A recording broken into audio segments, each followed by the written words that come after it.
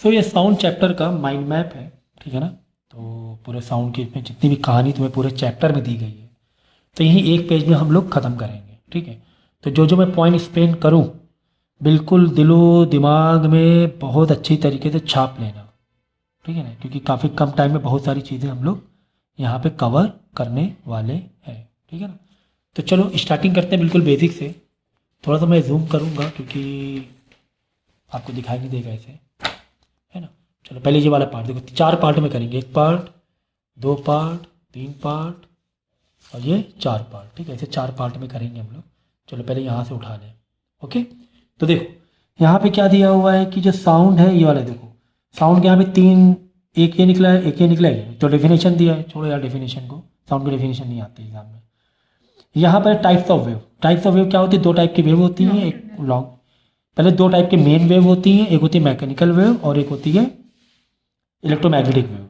Mechanical wave में तुम्हें travel करने के लिए, एनर्जी को ट्रैवल करने के लिए मीडियम चाहिए होता है, इलेक्ट्रोमैग्नेटिक वेव में चाहिए नहीं होता है। लाइट होती है इलेक्ट्रोमैग्नेटिक वेव, लेकिन हमारी जो साउंड है वो मैकेनिकल वेव है। इट मीन्स इसको तुम्हें मीडियम चाहिए, चाहे वो एयर हो, चाहे वो वाटर हो, चाहे वो सॉलिड हो। तो साउंड तुम्हारी क्या है, मैकेनिकल वेव है, ठीक है ना। अब मैकेनिकल वेव 2 टाइप की होती है, एक लॉन्गिट्यूडनल, एक ट्रांसवर्स। लॉन्गिट्यूडनल इस तरह से उसका ट्रैवलिंग होती है, एनर्जी जो पास होती है इस तरीके से, बीच में देखो कॉम्प्रेस, फिर रेयरफैक्शन, फिर कॉम्प्रेस, फिर रेयरफैक्शन। तो हमारी जो साउंड है वो लॉन्गिट्यूडनल है, ट्रांसवर्स नहीं है। हमारी साउंड क्या है, लॉन्गिट्यूडनल है, ठीक है ना। ट्रांसवर्स के लिए तुम्हें एक वेवलेंथ तुम्हें दिखानी पड़ेगी, ठीक है ना। तुम्हें क्या दिखाना पड़ेगा, वेवलेंथ दिखाना पड़ेगा, ठीक है ना। मैकेनिकल वेव 2 टाइप की होती है, लॉन्गिट्यूडनल और ट्रांसवर्स। तो अगर तुम्हें ट्रांसवर्स में दिखाना है तो तुम्हें इस तरीके से ग्राफ दिखाना पड़ेगा, लेकिन जो एक्चुअली में जो एनर्जी ट्रांसफर होती है वो लॉन्गिट्यूडनल से होती है। तो ये 2 वेव का मतलब समझो, यहाँ पे कैसे जा रहा है, ऐसे करके ऐसे करके ऐसे करके जा रही है एनर्जी। इसी को अगर ट्रांसफर्स में हम कन्वर्ट करें तो ट्रांसफर में ये दिखाएंगे, ये जो पार्ट है समझो तुम्हारा क्रस्ट पार्ट हो गया और ये पार्ट हो गया रेयरफैक्शन। समझो ये क्रस्ट हो गया ऊपर वाला, मतलब ये वाले कॉम्प्रेस वाले पार्ट को तुम ऊपर दिखा रहे हो और रेयरफैक्शन वाले पार्ट को नीचे दिखा रहे हो। तो इसी को तुमने ट्रांसफर में कन्वर्ट कर दिया, ऐसे कह सकते हो, ठीक है ना। तो crust trough, crust trough, crust trough, ठीक है ना। तो जिसमें से जितना ज़्यादा हाई रहेगा उतना एम्पलीट्यूड होगा, उतना ज़्यादा साउंड होगा। कुछ कीवर्ड याद रखते जाओ। कुछ कीवर्ड क्या याद रखते हो, जैसे एम्पलीट्यूड की बात हो रही है मतलब लाउडनेस की बात हो रही है, एम्पलीट्यूड की बात हो रही है मतलब लाउडनेस की बात हो रही है। ऐसे छोटी छोटी चीज़ें याद रखते रहो, छोटी छोटी चीज़ें याद रखे रहो। एम्पलीट्यूड की बात हो रही है मतलब किसकी बात हो रही है, लाउडनेस की बात हो रही है, ठीक है ना।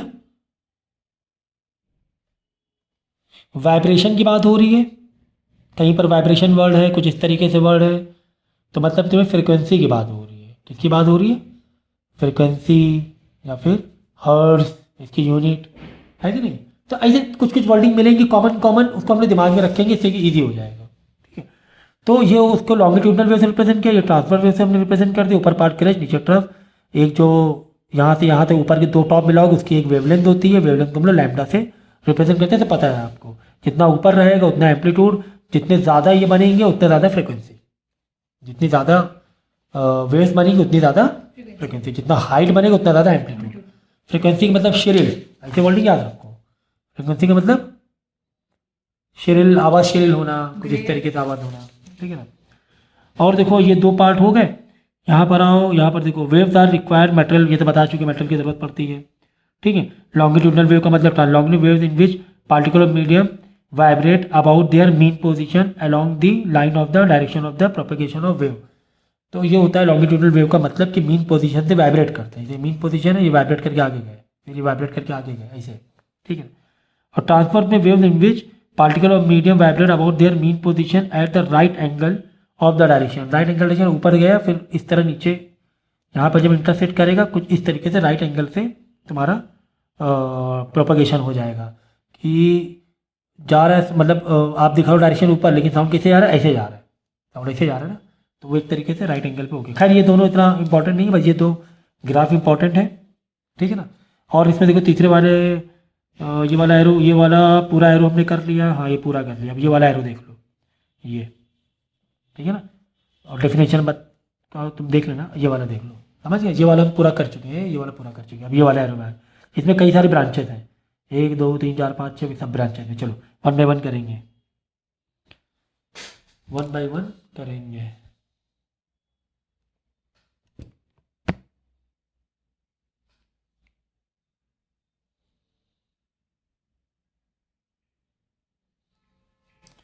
तो देखो,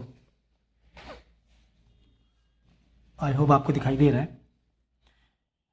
तो ये क्या terms related to the wave motion. Wave motion it is the maximum displacement of the particle of the medium on the either side of the mean position. मतलब यहाँ पे आ रहा है एम्पलीट्यूड, तो एम्पलीट्यूड का मतलब क्या होता है, ये लिखा हुआ है। ओके, तो क्या है, मीन पोजीशन से मैक्सिमम डिस्प्लेसमेंट, मीन पोजीशन से, जैसे मीन पोजीशन हो गई, ये मैक्सिमम डिस्प्लेसमेंट यहाँ से यहाँ तक की, यही हो गया तुम्हारा एम्पलीट्यूड। ओके, फिर देखो टाइम पीरियड। टाइम पीरियड का मतलब होता है it is the time taken by the particle of the medium to complete one oscillation for vibration. देखो एक ऑस्किलेशन कहाँ पूरा हुआ, यहाँ पूरा हुआ ना, ये यहाँ से यहाँ तक के, ऐसे ले लो। चाहिए दो, चलो बराबर बना दो थोड़ा सा, चाहे दो टॉप का भी ले सकते हो, चाहे एक एस भी पकड़ सकते हो, जो चाहे वो पकड़ो। एक एस पकड़ लिया हमने, ठीक है ना। तो इसको पूरा करने जितना टाइम लग रहा है, आधा सेकंड लग रहा है, तो टाइम पीरियड 0.5 हो जाएगा। 2 सेकंड लग रहे हैं यहाँ एक पूरा करने के लिए, तो मतलब वो टाइम पीरियड 2 सेकंड हो जाएगा। ठीक है, तो टाइम पीरियड और फ्रीक्वेंसी एक दूसरे का अपोजिट होता है। फ्रीक्वेंसी का फॉर्मूला क्या होता है, 1/T, ठीक है ना, एक दूसरे का अपोजिट होता है, मतलब रेसिप्रोकल होता है। ठीक है ना, यानी T इंटू एफ ऊपर मल्टीप्लाई करेंगे 1 हो जाएगा। खैर वो छोड़ो भाई, ये मेन याद रखना, ये वाला फॉर्मूला याद रखना। फ्रीक्वेंसी मतलब 1/टाइम, टाइम मतलब 1/फ्रीक्वेंसी। ठीक है, फिर उसके बाद देखो frequency it is the number of oscillation compress bye the particle of 1 second. एक सेकंड फ्रीक्वेंसी मतलब टाइम पीरियड का मतलब क्या होता है कि नंबर ऑफ वन एक सेकंड में एक सर्कल पूरा करने के लिए, एक राउंड पूरा करने कितना टाइम लग रहा है। फ्रीक्वेंसी मतलब टाइम से उल्टा लेना कि एक सेकंड में कितने कितने वो लग रहे हैं, तो ऑस्किलेशन पूरे हो रहे हैं। अब जैसे समझो कि 1 सेकंड था, तो यहाँ पे कितने ऑस्किलेशन हुआ, 1 2, मतलब फ्रीक्वेंसी 2 हो जाएगी। फ्रीक्वेंसी क्या होगी, 2 हो जाएगी। और टाइम पीरियड उसी का अपोजिट 0.5, क्योंकि f equal t is equal to 1/f होता है। 1/2 0.5 सेकंड हुआ कि नहीं हुआ, कि आधे सेकंड में एक पूरा हो रहा है, तभी तो 1 सेकंड में 2 पूरे हुए, तो एक दूसरे का अपोजिट होता है। फॉर्मूला जो मैं बताता है और लिखते रहना है यहाँ पर। ठीक है, वेवलेंथ क्या होती है, ये वेवलेंथ होती है एक ऑस्किलेशन में जो तुम्हारा ये कवर हुआ है लेंथ, वो क्या बोलते हैं, वेवलेंथ। तो वेवलेंथ हो गया तुम्हारा distance between 2 successive crest and trough. 2 successive crest and trough के बीच का जो डिस्टेंस होता है वही क्या होती है, तुम्हारी वेवलेंथ होती है। ये वाला एरो आया, ठीक है। कितनी सारी चीज़ें समझ रहे हैं भाई हम लोग एक पेज में, ठीक है ना, मतलब इन दोनों के बीच में, यहाँ से लेकर यहाँ तक में, ये हो गया इसका वेवलेंथ। ठीक है ना, 2 सक्सेसिव क्रस्ट कह लो, 2 सक्सेसिव क्रस्ट, एक क्रस्ट या एक क्रस्ट और एक ट्रफ को पूरा करने में जो टाइम लग रहा है, जो लेंथ लग रही है, तो चाहे वो लिख सकते हो। देखो 2 सक्सेसिव क्रस्ट और ट्रफ, तो तुम ट्रफ ही पकड़, क्रस्ट ही पकड़ लो ना, कि 2 क्रस्ट या दो ट्रफ के बीच में जो गैप है, जैसे ये एक वेवलेंथ है, ये 2 क्रस्ट के बीच में जो गैप है वही क्या है, वेवलेंथ है। ठीक है ना, ठीक है, ये हो गया वेवलेंथ का मतलब। फिर ये वाला फॉर्मूला अच्छे से लिख लो, सारे फॉर्मूले जहाँ जहाँ बताता है यार वहाँ लिखते रहना फॉर्मूले। ये फॉर्मूला अच्छे से लिख लो, ये फॉर्मूला वेलोसिटी का, velocity is equal to frequency into lambda, इस पर एक न्यूमेरिकल आता है। ठीक है, तो फॉर्मूला एक पेज में अच्छे से तुम लिखते रहो। ठीक है ना, कौन कौन से फॉर्मूले हो गए, एक तो एफ वाला फॉर्मूला हो गया 1/T, एक वेलोसिटी वी ऐसे बना दो छोटा सा ऐसे। ठीक है, ये होता है लैम्डा इंटू फ्रीक्वेंसी, एक ये फॉर्मूला हुआ, एक ये फॉर्मूला हुआ। फॉर्मूला लिखते जाएंगे ताकि न्यूमेरिकल करने में कॉन्सेप्ट, और जैसे मैंने पहले बताया कि फॉर्मूला ही तुम्हें सब बताएगा। फॉर्मूला में क्या क्या बताएगा, फॉर्मूला तुम्हें बताएगा, कॉन्सेप्ट बता देगा। फॉर्मूला कैसे देखना, अभी हम लोग जब क्वेश्चन करेंगे सब सिर्फ फॉर्मूले सब करते जाएंगे हम लोग, खुद आपको पता चल जाएगा।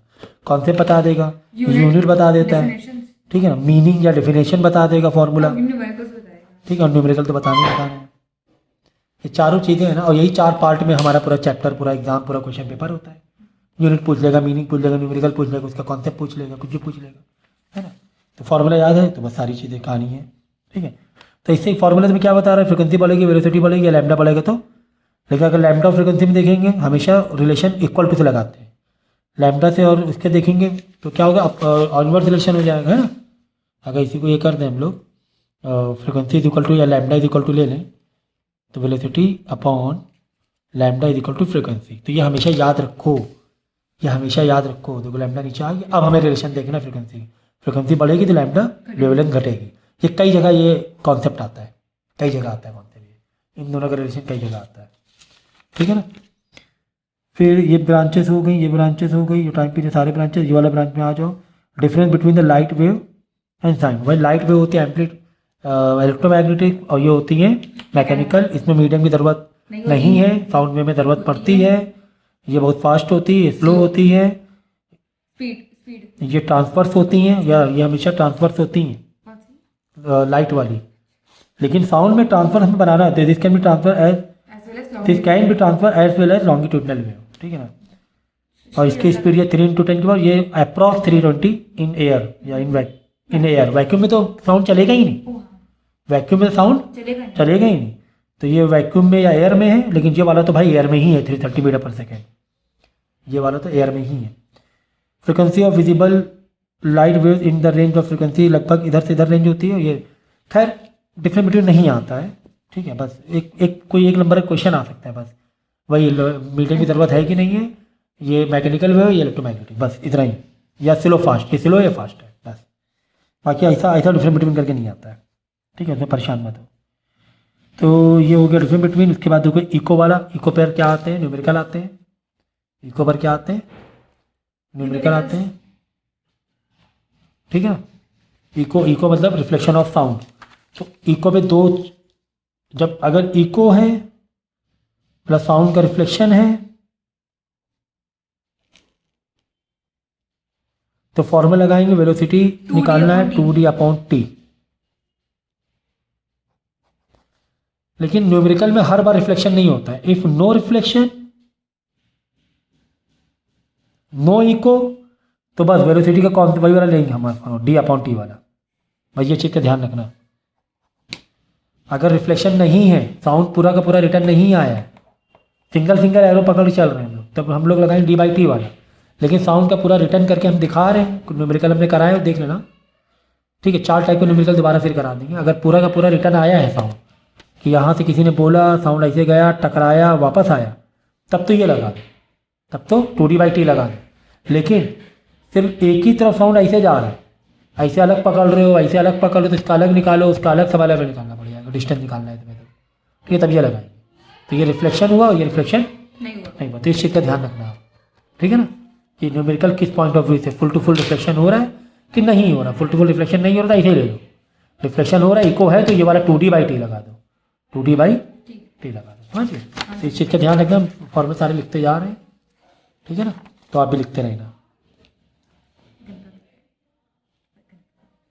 ठीक है। इको पर था। और बस ये अब इको से रिलेटेड 2 चीज़ें याद रखना कि मिनिमम डिस्टेंस कितना होना चाहिए इको सुनने के लिए, 17 मीटर होना चाहिए।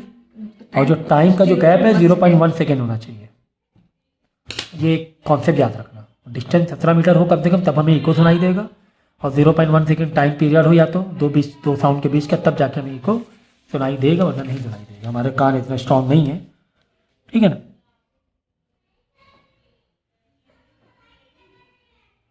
वही सब, ये तो वही लिखा जो मैंने बताया अभी, 0.1 सेकेंड, 17 मीटर एयर के लिए। Wavelength of the sound should be less than the size of the reflecting body. ये बहुत इंपॉर्टेंट है कि इको कब सुनाई देगा, जब साउंड का वेवलेंथ क्या हो, कम हो, size of the reflecting body, मतलब बॉडी से जब टकराए इको, तभी। देखो इको का एक और कंडीशन यहाँ पे एरो बना दो कि ये जो ऐसे वेवलेंथ है, जो भी वेवलेंथ है वो बॉडी से कम ही होनी चाहिए। जो बॉडी से टकरा रहा है उससे कम होगा तभी सुनाई देगा, वरना इको नहीं सुनाई देगा। तो वेवलेंथ क्या होनी चाहिए, कम होनी चाहिए रिफ्लेक्टिंग, जिससे टकरा रहा था उस बॉडी से। पता चला बॉडी इतनी सी है और तुम्हारा वेवलेंथ इतनी बड़ी है, तो वो तो आर पार हो गया ना बॉडी से, टकराया कहाँ आ रहा है फिर। टकराने के लिए पूरी बॉडी पूरी खड़ी होनी चाहिए ना वेवलेंथ के सामने, है ना। तो ये बहुत इंपॉर्टेंट में न्यूमेरिकल एमसीक्यूज में आ जाता है। तो wavelength of the sound should be less than of the size of the reflecting body. तो ये चीज़ ध्यान रखना है, ठीक है। तो क्या मज़ा आ रही है भाई, क्यों? क्योंकि एक पेज में पूरा चैप्टर हम लोग करे ले रहे हैं। इसके बाद ये वाले सारे ब्रांचेस हो गए। ये वाला एक रहे, हाँ ये वाला इधर से ब्रांच चाहिए, ये ब्रांच तो इधर से आ रही है। ये वाले सारे ब्रांचेज मैंने करा दिए, इको वाले कॉन्सेप्ट पूरा बता दिया, ठीक है। तो वीडियो पॉज करके एक एक चीज़ समझो दोबारा से, और कि इको का मैंने क्या क्या बताया तो उसको ऑब्जर्व करो, फिर डायरेक्ट मत देखने लगो। अगर 1 घंटे का लेक्चर बन रहा है तो 1 घंटे में 3 घंटे आपको देने हैं, तब जाके चीज़ें कंप्लीट मानी जाएंगी। अब वाइब्रेशन से रिलेटेड देख लो, वाइब्रेशन फ्रिक्वेंसी से related, it is a mechanical phenomena of the which oscillation, तो एक वर्ड आ गया ऑस्किलेशन, तो मैं यहाँ पे वर्डिंग दिखा रहा था ना आपको, यहाँ wording frequency, vibration, vibration frequency, hertz, shrill sound, या फिर ऑस्किलेशन, या फिर ऑस्किलेशन, ये सब एक ही ग्रुप के वर्ड हैं, तो इसे ग्रुप बनाएगा कहाँ पे क्या यूज़ हो रहा है, ठीक है ना। जैसे एम्पलीट्यूड लाउडनेस बनाया, तेज़ आवाज़ आ रही है, एम्पलीट्यूड ज़्यादा है, वैसे वाइब्रेशन में वाइब्रेशन बहुत ज़्यादा हो रहा है, फ्रिक्वेंसी बहुत ज़्यादा है, हर्ट्ज बहुत ज़्यादा है, श्रिल साउंड है, ऑस्किलेशन बहुत ज़्यादा है, ठीक है ना। ठीक है, तो ये बता दिया। अब यहाँ से ब्रांचेस क्या क्या टाइप्स ऑफ वाइब्रेशन देख लो। हाँ ये बहुत इंपॉर्टेंट है भाई, यहाँ बच्चे मजबूत नहीं है, थोड़े से वीक पड़ जाते हैं। देखो तुम्हारे पास फ्री वाइब्रेशन होते हैं, फोर्स वाइब्रेशन होता है, डायरेक्ट वाइब्रेशन होता है। फ्री वाइब्रेशन वो जहाँ पर तुम्हें कोई एक्सटर्नल डिस्टर्बेंस नहीं है, अगर कोई चीज़ बॉडी तुमने हिलाया तो वाइब्रेट कराया तो वाइब्रेट होता रहेगा, होता रहेगा, होता रहेगा, होता रहेगा इन्फिनाइटली। अगर कोई भी एक्सटर्नल डिस्टर्बेंस नहीं है तो एयर नहीं है, कोई रेजिस्टेंस नहीं है, कुछ नहीं है, तो फ्री वाइब्रेशन होता है, ठीक है ना। डायरेक्ट वाइब्रेशन क्या होता है, जब एक्सटर्नल रेजिस्टेंस होता है, डिस्टर्बेंस होता है, तो इसे तुमने स्प्रिंग को हिलाया, जो इन जनरल होता है प्रैक्टिकली, धीरे धीरे धीरे धीरे कर ऐसे ऐसे हिली, धीरे धीरे धीरे धीरे करके रुक जाएगी, तो होता है डायरेक्ट वाइब्रेशन, ठीक है। तो फ्री वाइब्रेशन का ये सब ग्राफ बनाते रहो, ठीक है ना, छोटे पॉइंट लिखते रहो। फ्री वाइब्रेशन इसका ग्राफ ऐसे बनता है, ऐसे ऐसे ऐसे ऐसे चलता रहेगा। डायरेक्ट वाइब्रेशन ये धीरे धीरे आगे आके रुक जाएगा, ऐसे ऐसे करके रुक जाएगा, ये हो गया direct vibration. Force direct vibration ही कंटिन्यू हो जाएगा, फिर बनता ही रहेगा, होता है फोर्स वाइब्रेशन कि हमने क्या किया, एक्स्ट्रा हमने एनर्जी दी थी। Vibration that take place in a body, ये force vibration, body under the influence of an external periodic force. तो फोर्स वाइब्रेशन हमने बाहर से पीरियोडिक फोर्स दिया, पीरियोडिक फोर्स मतलब कंटिन्यू फोर्स दे रहे हैं, तो वो होता है जैसे स्विंग, ट्यूनिंग फोर्क अलग से दे रहे हैं हम लोग, तो वो अगर हम देते रहेंगे एक्स्ट्रा फोर्स, तो वो तुम्हारा बॉडी फ्री वाइब्रेशन में चली जाएगी। अगर फोर्स वाइब्रेशन देते रहे तो फ्री बन जाएगी, वो चलता रहेगा, वो वाइब्रेशन होता रहेगा। डायरेक्ट वाइब्रेशन फ्री वाइब्रेशन बन जाएगा फोर्स वाइब्रेशन की वजह से। फोर्स वाइब्रेशन की होता है, डायरेक्ट वाइब्रेशन क्या बन जाएगा, फ्री वाइब्रेशन बन जाएगा, ठीक है। तो ये बहुत अच्छे से कर रहे हैं, इस पर बहुत सारे कॉन्सेप्ट हैं, ठीक है ना। इसके 3 कॉन्सेप्ट मैं अभी बताए दे रहा हूँ, hand to hand, hand to hand भी आता है इसमें, जैसे नहीं है यार मेरे पास, तो भाई पेज देखो। अब रेजोनेंस बेस पर, हाँ इसी पर आता है रेजोनेंस क्या है। चलो ठीक है, अभी रेजोनेंस पार्ट आएगा, बता रहे हैं आपको। तो ये हो गया तुम्हारी सारी चीज़ें, फ्री वाइब्रेशन, डायरेक्ट वाइब्रेशन, तीनों ग्राफ मालूम होने चाहिए, तीनों का मतलब मालूम होने चाहिए, ठीक है ना। फिर इसके बाद आएगा आपका ये रेजोनेंस आ गया। अब रेजोनेंस क्या होता है, इट इज़ अ फेनोमेना, ये रेजोनेंस देख लो, ये रेजोनेंस, ठीक है ना। It is a phenomena in which the frequency of a external force is equal to the natural frequency. जब एक्सटर्नल फोर्स की फ्रिक्वेंसी, ये भाई रेजोनेंस बहुत इंपॉर्टेंट है, छोटे पॉइंट लिख लिया करो अपनी लैंग्वेज में। रेजोनेंस मतलब एक्सटर्नल फ्रिक्वेंसी इक्वल हो जाए नेचुरल फ्रिक्वेंसी के। एक्सटर्नल फ्रिक्वेंसी किसके इक्वल हो जाए, नेचुरल फ्रिक्वेंसी के, बॉडी के नेचुरल फ्रिक्वेंसी का, बस यही रेजोनेंस का मतलब होता है। आप तो रेजोनेंस से कुछ वर्ड है ना एसोसिएट है, क्या वर्ड एसोसिएट, रेजोनेंस है तो हाई एम्पलीट्यूड, हाई, हाँ रेजोनेंस है तो ये वर्ड एसोसिएट होते हैं। हाई एम्पलीट्यूड मतलब लाउडनेस ज़्यादा हो, ये तो है ना, हाई एम्पलीट्यूड मतलब लाउडनेस पहले बता ही चुके हैं ना हम लोग, ठीक है ना, लाउडनेस बहुत ज़्यादा है, तो यही तुम्हारा क्या होता है, रेजोनेंस होता है। तो रेजोनेंस का वर्ड क्या एसोसिएट है, हाई एम्पलीट्यूड मिलेगा, लाउडनेस मिलेगा, ठीक है। अब ये 3 कॉन्सेप्ट क्या होता है, मतलब 3 टाइप के अगर क्वेश्चन आते हैं तो ऐसे ही आते हैं 3 टाइप के क्वेश्चन। मैं हम कह रहे एक्सटर्नल फ्रिक्वेंसी नेचुरल फ्रिक्वेंसी से मैच कर जाए, तो एक आता है ऐसे फोक पर आता है, पेंसिल है ये तुमने यहाँ पे फोक लगाया, एक यहाँ पे साउंड बॉक्स, एक बॉक्स दे दिया हॉलो बॉक्स। हॉलो बॉक्स क्या करता है कि थोड़ा सा ज़्यादा ये क्रिएट कर लेगा एम्पलीट्यूड, क्योंकि एरिया ज़्यादा बड़ा है ना, तो साउंड ज़्यादा ले लेगा। यहाँ पर लिया, यहाँ पर भी साउंड बॉक्स लगा दिया, ठीक है ना। अब हमने क्या यहाँ पे प्लग किया, यहाँ पे इसको एक फोर्स वाइब्रेशन दिया, तो फोर्स वाइब्रेशन यहाँ पे एक फोर्स हमने लगाया, एक वाइब्रेशन, तो वाइब्रेट होने लगेगा। जब ये वाइब्रेट यहाँ के इस फोक के नेचुरल फ्रिक्वेंसी से मैच कर गया, तो ये भी क्या करने लगेगा, वाइब्रेट करने लगेगा। ये भी क्या करने लगेगा, वाइब्रेट करने लगेगा। तो यही रीज़न बताना है रेजोनेंस। तो एक इस टाइप का क्वेश्चन आ जाता है। दूसरा आ जाएगा तुम्हारा, जैसे कि एक स्प्रिंग है, स्प्रिंग में हमने 3 बॉल लगा रखी हुई है, ए बी सी डी। तो बोलेगा बताओ कि हमने अगर ए को ये किया, वाइब्रेट किया, तो वो रेजोनेंस किसका किसके बीच में होगा। तो देखो हमने इसीलिए फ्रिक्वेंसी का एक फॉर्मूला देखा था,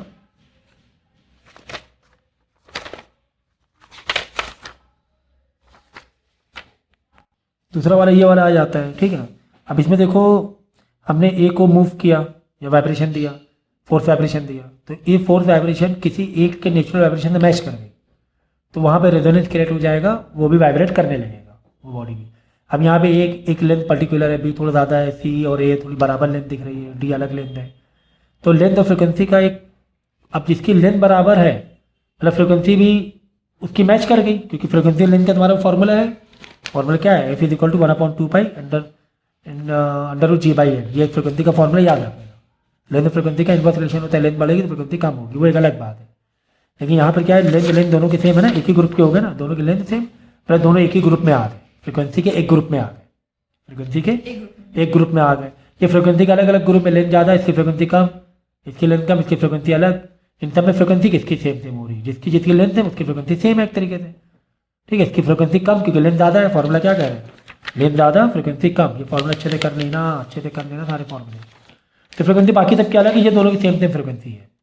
अगर तुम इसको न्यूमेरिकल सॉल्व करोगे दोनों की फ्रिक्वेंसी सेम निकलेगी, क्योंकि लेंथ सेम है, ग्रेविटी तो सेम रहती है चारों में, ग्रेविटी चारों में सेम है, 2 पाई कांस्टेंट है। अब लेंथ ही तुम्हें बताएगा सबका मतलब, तो इसका लेंथ अलग, इसकी लेंथ अलग, तो मैच ही नहीं कर रही फ्रिक्वेंसी, इसकी फ्रिक्वेंसी मैच कर जाएगी, फ्रिक्वेंसी मैच कर गई मतलब फ्रिक्वेंसी मैच करना ही तो मेन है, यानी नेचुरल फ्रिक्वेंसी में आ गया वो, मतलब जो स्टैंडर्ड फ्रिक्वेंसी नेचुरल फ्रिक्वेंसी के साथ मैच कर गई इसकी।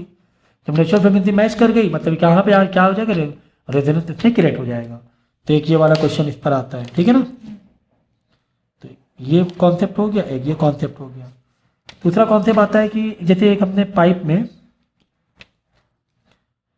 एक पाइप है, अब इसमें पूरा पानी भरा हुआ था पहले, ठीक है ना, यहाँ पे एक होल कर दिया। जब हम पहले जब पानी भरा था और जहाँ यहाँ पर हम वाइब्रेट कर रहे हैं तो रेजोनेंस क्रिएट नहीं होगा। रेजोनेंस कब क्रिएट होगा मालूम है, जैसे तो पानी नीचे जा रहा है तो जैसे जैसे यहाँ पे हॉलो बॉक्स हो जाएगा, मतलब हवा मतलब पानी खत्म होता जाएगा, एक हॉलो ऐसा बन जाएगा। तो जैसे जैसे ये वाली लेंथ बढ़ती जाएगी, किसकी, हॉलो वाले की, विदाउट वाटर वाले की, पानी यहाँ से निकल रहा है, वाटर ड्रॉप निकल रहा है, तो यहाँ पे क्या होगा, हॉलो क्रिएट होता जाएगा, हॉलो हवा मतलब एक एयर कॉलम बन जाएगा बन जाएगा बन जाएगा। तो जितनी लेंथ बढ़ेगी फ्रिक्वेंसी भी उतनी ज़्यादा, उसी हिसाब से फ्रिक्वेंसी भी ये आ जाएगी हॉलो बॉक्स की। तो फ्रिक्वेंसी जब क्रिएट होगी तो एक पॉइंट जब आएगा कि पर्टिकुलर लेंथ, इसके लेंथ चेंज होने से फ्रिक्वेंसी चेंज होगी। फ्रिक्वेंसी क्या होगी, चेंज होगी इसकी। जब फ्रिक्वेंसी और इसकी फ्रिक्वेंसी मैच कर जाएगी, वहाँ पे क्या हो जाएगा, रेजोनेंस क्रिएट हो जाएगा। तो होगा क्या मालूम है, जैसे जैसे एयर कॉलम बदलता जा रहा है तो कभी आपका आवाज़ तेज सुनाई देगी, कभी कम। क्यों, उसकी वजह क्या, लेंथ बदलती जाएगी। पर्टिकुलर लेंथ बदली तो हो सकता है वहाँ पर फ्रिक्वेंसी मैच कर गई, लेंथ बदलने से फ्रिक्वेंसी बदल गई। वो रिलेशन अलग है कि लेंथ बढ़ने से फ्रिक्वेंसी कम हो रही है, वो हटा दो, एक अलग पार्ट हो गया। लेकिन ये तो पता चल रहा है ना कि लेंथ कम ज़्यादा होने से फ्रिक्वेंसी बदल रही है। तो किसी पॉइंट की फ्रिक्वेंसी मैच की, वहाँ पे तेज साउंड आ जाएगा, रेजोनेंस आ जाएगा। फिर और ड्रॉप हुआ, हो सकता है फ्रिक्वेंसी फिर बदल जाए, फिर मैच ना करे। हो सकता है और ड्रॉप करे तो फ्रिक्वेंसी फिर बदल जाए, फिर मैच कर जाए। तो बीच बीच में फ्रिक्वेंसी मैच करती जाएगी, बीच बीच में फ्रिक्वेंसी मैच करती जाएगी। जब जब मैच करेगी फ्रिक्वेंसी लेंथ बदलने से, तब तब तुम्हें तेज साउंड सुनाई देगा, तब तब तुम्हें तेज साउंड सुनाई देगा। समझ गया ना, ये कहानी थी। तो ये 3 कॉन्सेप्ट। अब इसमें ब्रिज वाला भी आता है रेजोनेंस का, कि ब्रिज में जब मार्चिंग होती है तो एक साथ सोल्जर को नहीं बोला जाता कि पैर को परेड में उस सीक्वेंस से पैर ये करो, अप डाउन करो, क्योंकि फ्रिक्वेंसी मैच सबकी कर जाएगी, हाई फ्रिक्वेंसी मैच कर जाएगी तो रेजोनेंस बहुत ज़्यादा हाई हो जाएगा, तो ब्रिज है ना कोलैप्स होने का डर रहता है। तो ये तीनों पार्ट से तुम्हें समझ में आ रहा है। तो यहाँ वाटर वाले समझ लो, वाटर वाले में ऐसे मत बोलना कि पानी पूरा खाली हो गया तो रेजोनेंस मिल जाएगा, नहीं, कभी रेजोनेंस मिलेगा कभी नहीं मिलेगा, कभी मिलेगा कभी नहीं मिलेगा। तो जब जब लेंथ बदल रही, फ्रिक्वेंसी चेंज हो रही, फ्रिक्वेंसी जब जब मैच कर रही है लेंथ बदलने से, तब तब तुम्हें साउंड मिलेगा, कहीं पर कम कहीं पर ज़्यादा, कभी कम कभी ज़्यादा मिलेगा साउंड, ये याद रखना, ठीक है। तो ये हो गया रेजोनेंस बेस पर चीज़ें, ठीक है, क्योंकि डिटेल में लेक्चर तो हो ही चुका पहले। उसके बाद जो कैरेक्टरिस्टिक ऑफ साउंड में ये हो गया रेजोनेंस। और रेजोनेंस का सब ब्रांच क्या है, देखो फोर्स वाइब्रेशन, रेजोनेंस वाइब्रेशन पे ये कर लेना, डिफरेंस बिटवीन याद कर लेना, आ सकता है एग्जाम में, ठीक है, ये याद कर लेना, ठीक है। फोर्स वाइब्रेशन क्या होता है और रेजोनेंस, तो रेजोनेंस क्या होता है, जब फोर्स वाइब्रेशन के साथ में नेचुरल फ्रिक्वेंसी मैच कर जाए तो रेजोनेंस हो जाता है, ठीक है ना। तो इसका एम्पलीट्यूड धीरे धीरे कम होते हैं, इसके एम्पलीट्यूड क्या होते हैं, बड़े बड़े होते हैं, ठीक है ना। ये धीरे धीरे the vibration of the produce in the body on out of the phase with the external periodic होता है, ये the vibration produce in the body are in phase with the external periodic force, ठीक है। ये out of the face होता है, ये in the face होता है, ठीक है। तो ये डिफरेंस बिटवीन देख लेना आप, रिवीजन चल रहा है भाई फास्ट वाला। अब देखो फीचर्स में आ जाओ। फीचर देखो, लाउडनेस एक दिया, लाउडनेस एक दिया, क्वालिटी एक दिया, पिच। तो इस पर क्वेश्चन आते हैं, क्वालिटी या और टिम्बर बोलते हैं। तो when two sound of the same pitch and same loudness originating या फिर निकल रही है from two different sources can be distinguish. तो क्वालिटी का मतलब क्या होता है, टू साउंड सेम पिच, अगर सेम पिच हो और सेम लाउडनेस हो तो उसको बोलते हैं हम लोग टिम्बर बोलते हैं। क्या बोलते हैं, टिम्बर बोलते हैं। सेम पिच हो, सेम लाउडनेस, हाँ सेम लाउडनेस, जैसे अगर ऐसे हम देखें और यहाँ पर भी सेम, ठीक है ना, सेम पिच हो रहा है, सेम लाउडनेस है, एम्पलीट्यूड सेम है, तो टिम्बर बोलते हैं। पिच का मतलब बता चुके हैं क्या, sound of virtual sharp note से श्रिलनेस जो होती है बताइए तुम्हें, कि अगर पिच बहुत ज़्यादा है तो श्रिल साउंड बहुत ज़्यादा हो गई, क्वालिटी है साउंड की, मतलब फीचर्स हैं। फिर लाउडनेस में देख लो, लाउडनेस इंटेंसिटी, तो loudness is the property sound enable the distinguish loud sound from a faint sound when the both have same pitch and quality. तो सेम पिच और सेम क्वालिटी होने के बाद भी साउंड अलग अलग हो सकता है, एम्पलीट्यूड जितना ज़्यादा, जिसका एम्पलीट्यूड जितना ज़्यादा बड़ा, इंटेंसिटी। तो इंटेंसिटी एक ग्रुप ऑफ वर्ड में इंटेंसिटी भी लिख लो, तो हम ग्रुप ऑफ वर्ड बता रहे हैं ना, ऐसे एक वर्ड। तो इंटेंसिटी का भी वर्ड जो है एम्पलीट्यूड या फिर लाउडनेस से, ठीक है ना, ये एम्पलीट्यूड, लाउडनेस, इंटेंसिटी, ओके। तो लाउडनेस का रिलेशन है एम्पलीट्यूड वाले कॉन्सेप्ट से। देखो 4 चीज़ें आ गई, क्या, फैक्टर अफेक्टिंग लाउडनेस, लाउडनेस या इंटेंसिटी किस पर डिपेंड करती है, एक तो एम्पलीट्यूड पर, एक डिस्टेंस पर, एक सरफेस एरिया पे, एक वाइब्रेटिंग बॉडी पर, सॉरी, और रेजोनेंट बॉडी पे। तो कोई इस पर डिपेंड करती है क्या, लाउडनेस। किसी का भी बॉडी का साउंड ज़्यादा है कम है कैसे पता चलेगा, एम्पलीट्यूड और लाउडनेस का डायरेक्ट रिलेशन ए स्क्वायर है, एम्पलीट्यूड का स्क्वायर, जितना एम्पलीट्यूड होगा उसका स्क्वायर पे लाउडनेस चला जाएगा, बहुत ही हाई लाउडनेस चला जाएगा। तो एम्पलीट्यूड मतलब वही हमारा क्या, जो तुम्हारा वेवलेंथ है उसका हाइट, उसकी क्या हाइट, ठीक है ना, ये जितना ज़्यादा है उतना ज़्यादा तुम्हारा क्या है। तो यहाँ पे लिख लो 2 दे दे कम ज़्यादा वाला, और एक, ठीक है, ये तो लाउडनेस ये ज़्यादा हो गई, लाउडनेस ज़्यादा और ये कम हो गई, ठीक है ना। दूसरा डिस्टेंस पर है, जितने दूर रहोगे उतना कम सुनाई देगी। तो कॉमन सेंस है यार, तो बचपन से सीखा हुआ है हमने, ये तो हमने बचपन से सीखा हुआ है, हम दूर है तो हमें कम नहीं सुनाई देगा। तो वो ये हो गया लाउडनेस का। दूसरा सरफेस एरिया भी डिपेंड करता है, सरफेस एरिया जितना बड़ा सरफेस एरिया, जितना बड़ा स्पीकर है, यू नो, जितना एक सरफेस एरिया है उतना लाउडनेस सुनाई देगा, ठीक है। फिर डेंसिटी ऑफ मीडियम पर है, देखो जितनी ज़्यादा हाई डेंसिटी है साउंड लाउड भी नहीं होगा, आवाज़ तेज आएगी, डेंसिटी ज़्यादा है, इसीलिए एयर में वो लाउडनेस कम होती है। लेकिन अगर आप यही वाटर या सॉलिड बॉडी है उसमें लाउडनेस ज़्यादा होती है, क्योंकि उसमें डेंसिटी बहुत ज़्यादा होती है, ठीक है, खाली बस डिस्टेंस से इन्वर्स है, ये हाईलाइट कर लो। बाकी ये डायरेक्ट, ये डायरेक्ट, इसका तो स्क्वायर डायरेक्ट है, स्क्वायर से डायरेक्ट है, ये भी डायरेक्ट रेजोनेंस में, जितने रेजोनेंस मिल गया फ्रिक्वेंसी मैच कर गई। एक्सटर्नल फोर्स के साथ में अगर फ्रिक्वेंसी मैच कर गई बॉडी की तो क्या हो जाता है, रेजोनेंस आ जाता है। क्या आ जाता है, ठीक है। तो रेजोनेंस का भी लाउडनेस का, ठीक है, तो लाउडनेस का रेजोनेंस से भी एसोसिएट वर्ड कर देना।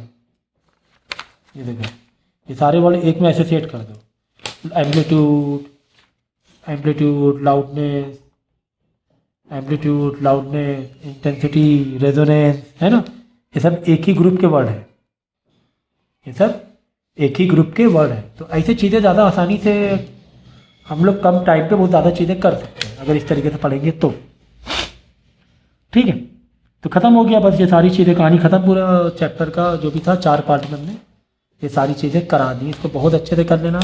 फॉर्मूले भाई ज़्यादा तो मिले नहीं हम लोगों को, फॉर्मूला आपको एक तो 2D/T वाला मिला, अगर रिफ्लेक्शन है, रिफ्लेक्शन नहीं तो वेलोसिटी d/t से निकाल लो। ये वाला बहुत ज़रूरी है क्योंकि लेंथ से ये पूछा जाता है बार बार रीजनिंग, तो इसके न्यूमेरिकल मैंने कराए हुए, ये देख लेना। और एक तो फ्रिक्वेंसी और लैम्डा वाला देगा, बोलोगे वेलोसिटी निकालो, ये वेलोसिटी का है सिंबल, ठीक है ना। तो बोलो फ्रिक्वेंसी और लैम्डा का याद रखना, अपोजिट इन्वर्स रिलेशन होता है। और बाकी फ्रिक्वेंसी 1/T या T = 1/F, इस पर न्यूमेरिकल आ जाते हैं, ठीक है ना। तो मैं कभी कभी इसमें क्या होता है कि velocity = lambda into frequency, frequency direct नहीं दिया होता है, ठीक है, लैम्डा दिया हुआ है, फ्रिक्वेंसी डायरेक्ट नहीं दिया, बोलेगा वो क्लैप वाले पॉइंट ऑफ व्यू से दिया हुआ है, इतने क्लैप बजा रहे हैं, इतने बार सुनाई दे रहा है, क्लैप या फिर वाटर ड्रॉप हो रहा है, तो वहाँ से फ्रिक्वेंसी निकालोगे। तो कैसे निकालोगे, बोलेगा 50 क्लैप हुई, तो एक ग्रुप बनाना क्लैप का, एक ग्रुप बनाना टाइम का। 50 क्लैप 20 सेकेंड में होगी, तो हमें क्या निकालना है, 1 सेकेंड पे निकालना है, तभी वो फ्रिक्वेंसी हमारी निकलेगी, ठीक है ना। तो 1 सेकेंड में कितनी क्लैप यानी कितनी फ्रिक्वेंसी या कितनी क्लैप बजेगी, कितना ड्रॉप होगा, हाँ एक्स मारना, क्रॉस मल्टीप्लाई कर लेना, तो तुम्हें फ्रिक्वेंसी आ जाएगी। तो क्लैप या वाटर ड्रॉप ऐसे करके दे देगा, ठीक है। नॉकिंग कि 20 सेकेंड में 50 नॉक सुनाई दिया, और वेवलेंथ इससे इतनी बताओ, उसकी वेलोसिटी बताओ साउंड की। यार बोलो यार वेवलेंथ दिया हुआ, फ्रिक्वेंसी तो है ही नहीं, मुझे बोला है कि 20 नॉक 50, 20 सेकेंड में 50 नॉक किया, तो ऐसे 2 ग्रुप बनाना, नॉकिंग या क्लैप या वाटर ड्रॉप, हाँ टाइम 50 क्लैप 20 सेकेंड में, तो बताओ 1 सेकेंड में कितने क्लैप होंगे, एक्स मारो और क्रॉस मल्टीप्लाई करो, फ्रिक्वेंसी आ जाएगी, फॉर्मूले में लगा देना, ठीक है। इस तरीके से फ्रिक्वेंसी गैप कर देगा, तो ऐसे डायरेक्टली तुम्हें पूछा जाएगा। कितना छोटी सी बात थी, लेकिन इसके क्वेश्चन बहुत सारे बन जाते हैं। तो लेकिन अगर ये छोटा सा तुम्हारे पास माइंड मैप है, एक ये, दूसरा आपका ये वाला रेजोनेंस वाला, ठीक है, रेजोनेंस का मतलब पूरा एक ये वाला पूरा एक पेज में बना लो। तीसरा ये वाला बड़े ऐसे सेट जो किए हुए हैं हम लोग ने, ठीक है ना। फिर ये वाले ग्राफ का मतलब मालूम ही है कि तुम्हारा ये एम्पलीट्यूड है, ये क्या है, एम्पलीट्यूड है, और ये है तुम्हारा वेवलेंथ। तो ग्राफ से क्वेश्चन पूछे जाते हैं, ठीक है। तो बाकी न्यूमेरिकल और क्वेश्चन आंसर हम इसके पहले आपको करा चुके हैं। इको बेस पे हम लोग 4 टाइप के क्वेश्चन कम से कम कर लेंगे, तो चारों का एक डिफरेंस तो मालूम पड़ जाएगा। तो इको मैंने कहा था कि अगर सच में इको है तो वेलोसिटी का 2D/T लगा दो, लेकिन सम टाइम इको नहीं होता है, रहता है इको बेस पर, आधा ट्रैवल के आधा वापस आया, तो जस्ट वेलोसिटी का d/t लगाएंगे, स्पीड का फॉर्मूला डिस्टेंस अपॉन टाइम। तो बस ये चीज़ का ध्यान रखना है कहाँ पे 2D/T लगे, कहाँ पर। तो ये क्वेश्चन कैसे होंगे, ग्राफ से, याद रखना। हम क्या बनाएंगे, मतलब डायग्राम कह लो, डायग्राम बेस से ही इन क्वेश्चन को किया करो, तो बहुत तेज़ी से क्वेश्चन होंगे अगर डायग्राम बेस से करें, ठीक है ना। तो जैसे एक क्वेश्चन हमने पकड़ लिया, चलो ये वाला इजी वाला, इसमें क्या लिखा हुआ है, a person standing between 2 vertical Cliff, between है एक तो पर्सन 2 वर्टिकल बीच में खड़ा हुआ है, तो 2 वर्टिकल क्लिफ बना लेते हैं हम लोग फटाफट, ठीक है ना। तो ये टाइप 1 का हम देख रहे हैं, कह रहे हैं एक वर्टिकल क्लिफ बना लो, एक इधर बना लो, यहाँ पे खड़ा हुआ है, ठीक है। ऐसे बना लिया, ऐसे बनाना, ऐसे डायग्राम बना लो तेज़ी से, ऐसे रफली में डायग्राम को पूछना रहा तुम्हें समझने के लिए, ठीक है। तो a person standing between 2 vertical cliff and 480 metre from the nearest cliff, एक क्लिफ का डिस्टेंस दिया हुआ है, नियरेस्ट क्लिफ, चलो ये वाला नियरेस्ट क्लिफ ले लें, ये है तुम्हारा 480 मीटर, ठीक है ना, ये 480 मीटर है, ये वाला हम मान लेंगे क्या, एक्स मान लेंगे, क्या मान लेंगे, एक्स। ये वाला डिस्टेंस क्या मान लो, एक्स मान लो, ठीक है। यानी दो क्लिफ के बीच का डिस्टेंस क्या हो गया, 480 प्लस एक्स, है ना, 480 प्लस एक्स हो जाएगा, समझिए ना। ऐसे डायग्राम, कहानी खत्म, यहीं पर कहानी ही खत्म हो गई तुम्हारी। मतलब मेन चीज़ तुमने ब्रेक डाउन कर लिया कि ये डिस्टेंस एक क्लिप से 480 था, दूसरा वाला एक्स लेट करो, यानी दो क्लिप के बीच में 480 प्लस एक्स है। चलो ठीक है, अब आगे देखते हैं क्या हो रहा है, ठीक है। तो मतलब मेन चीज़ ब्रेक डाउन कर ली तुमने 2 सेकेंड में, है ना। So he hear the first echo after 3 second and second echo, देखो नियरेस्ट क्लिफ शाउट, वो चिल्लाता है, जब चिल्लाएगा तो he hear the first echo after 3 second और second echo after 2 second later. पहला पहला इको 3 सेकेंड में मिला और सेकेंड इको क्या मिल रहा है, 2 सेकंड बाद, उसके 2 सेकंड बाद, उसके 2 सेकेंड बाद, ठीक है ना, हाँ उसके 2 सेकेंड बाद, ठीक है। समझ गया ना। तो ये इंग्लिश को अच्छे से पढ़ना है, यानी कि दूसरा वाला निकल रहा है 5 सेकेंड में, दूसरा, और 3 सेकेंड के 2 सेकेंड बाद, 2 सेकेंड लेटर कह रहे हैं, है ना। यानी एक इको 3 सेकेंड में, दूसरा इको 5 सेकेंड में। अब यहाँ पे तुम्हें 2 क्लिफ का टाइम दे देना है भाई। नियरेस्ट क्लिफ क्या बोला गया था, किसको नियरेस्ट क्लिफ बोला था, 480 मीटर को नियरेस्ट बोला गया था। ये देख लो वर्ड, 480 मीटर को पास वाला बोला गया था, 480 metre from the nearest cliff, है ना। यानी कि जो पास है उसका जल्दी साउंड आएगा, यानी यहाँ पे टाइम लग रहा है 3 सेकेंड इको आने में, और यहाँ पे टाइम लग रहा है 5 सेकेंड इको आने में। बात समझ में आ गई, ये कहानी थी इसकी। कह रहे 2 इको आए, इको मतलब साउंड जाकर वापस आया, यहाँ पर साउंड जाकर वापस आया। पहला वाला 3 सेकेंड, तो 3 सेकेंड 5 सेकेंड किसको देना, ये मेन था। जो नियरेस्ट है 480 में नियरेस्ट है 3 सेकेंड दिया, और ये 5 सेकेंड दे दिया, ठीक है। अब हमें निकालना है क्या है, हमें स्पीड ऑफ साउंड निकालना है और डिस्टेंस ऑफ द अदर, ये वाला एक्स निकालना है। कुछ भी पूछ लेगा, 2 डिस्टेंस का पूछ लो, क्लिफ पूछ लेगा, या फिर distance of the second Cliff from the person, कुछ भी पूछ ले, उस हिसाब से बता देना है। तो हमें मालूम है distance from the second Cliff क्या है, एक्स है, ठीक है। वहाँ पे इन्फॉर्मेशन कहाँ पे ज़्यादा है, इधर की इधर ज़्यादा है, इधर ज़्यादा, बस लगा लो भाई। अब ये पता है इको है क्योंकि रिफ्लेक्ट होकर है, इको है तो पक्की बात है, वेलोसिटी 2/t लगा देंगे, 2 इंटू 480 डिवाइड बाई टी है 3 सेकेंड, तो यहाँ पे रिड्यूस करके 320 मीटर पर सेकेंड आ जाएगा। ये अब वेलोसिटी थोड़ा बदलने वाली है, तो हमेशा ऐसे क्वेश्चन 2 पार्ट में किए जाते हैं, वेलोसिटी वही रहेगी।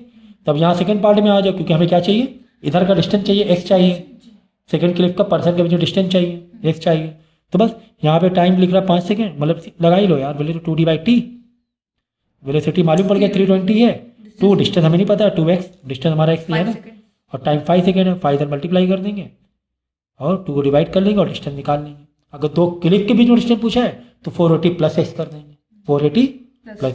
तो एक ऐसे टाइप का क्वेश्चन आ जाता है। मतलब यहाँ पर हमने ब्रेकडाउन ग्राफ बना के ब्रेकडाउन कर लिया था, हम लोग ने ग्राफ बना के ब्रेकडाउन कर लिया था, समझ में आ गई। अब दूसरा देख लो, दूसरा क्वेश्चन हो रहा है तुम्हारा, इसी क्लिफ बेस पे बता रहे हो, हाँ इसमें दोनों ही तुम्हें दिए नहीं है। अगर ये देखो, जैसे कह रहे हैं man standing between 2 Cliff produce sound here 2 successive Eeco 3 second 4 second respective. अब देखो यहाँ 3 सेकेंड 4 सेकेंड रिस्पेक्टिवली है, मतलब एक इको 3 सेकेंड में सुनाई दे रहा है, दूसरा इको 4 सेकेंड में, 3 + 4 7 सेकेंड में नहीं आ रहा है, लेटर वर्ड नहीं है यहाँ पे, लेटर वर्ड था 3 सेकेंड के 2 सेकेंड बाद सुनाई दिया, मतलब 5 सेकेंड में सुनाई दिया था, लेकिन इसमें 3 और 4 है। कैलकुलेट डिस्टेंस बिटवीन 2 क्लिफ, एक ही बात है यार, वो the speed of sound 330 metre पर सेकेंड है, इसमें स्पीड दे दी गई है भाई। इसमें क्या है, यहाँ पे 480 मीटर क्लिफ का डिस्टेंस दिया था, इसमें 480 मीटर क्लिफ नहीं दिया हुआ है, इसमें क्या दी, स्पीड दे दी गई है, स्पीड दे। इसको मान लेना है एक्स, इसको मान लेना वाई, तब क्यों, क्योंकि तुम्हें दोनों डिस्टेंस नहीं पता है। अब ऐसे में क्या करना पड़ेगा, इसको एक्स मानना पड़ेगा, इसको क्योंकि ना तुम्हें इसका मालूम है, तुम्हें इसका मालूम है। अब ये वाले, अब तुम्हें क्या दिया गया, तुम्हें वेलोसिटी दे दी गई है, ठीक है ना, और टाइम भी दिया गया है, और टाइम भी दे दिया गया 3 और 4 सेकेंड। तो बस 2/t निकालना, एक तरफ इधर फंस जाएगा, इधर एक्स मालूम पड़ जाएगा क्योंकि हमें टाइम तुम्हें दिया ही हुआ है, और इधर वाई वाला निकाल लेना, फिर 2 क्लिफ का करना है तो एक्स प्लस वाई कर देना, हो गया, है ना भाई। एक तरफ की इन्फॉर्मेशन लिखो, एक क्लिफ का पता चल जाएगा, वेलोसिटी गिवन है, टाइम गिवन है, डिस्टेंस एक्स नहीं मालूम है, निकाल लो डिस्टेंस, 2/t करना है क्योंकि इको है। यहाँ पर भी तुम्हें वाई नहीं दिया हुआ था, ठीक है ना, और टाइम दिया हुआ 4 सेकेंड, वेलोसिटी दी गई है तो वाई निकाल लेना, बाद में एक्स प्लस वाई कर लेना क्योंकि 2 क्लिफ के बीच का डिस्टेंस चाहिए। Okay done. अब आगे देखते हैं, क्योंकि वाला सेम थे क्वेश्चन। कह रहे man standing 25 metre away from the wall produce sound and receive the reflected sound, calculate the time after which he receive reflected sound if the speed sound.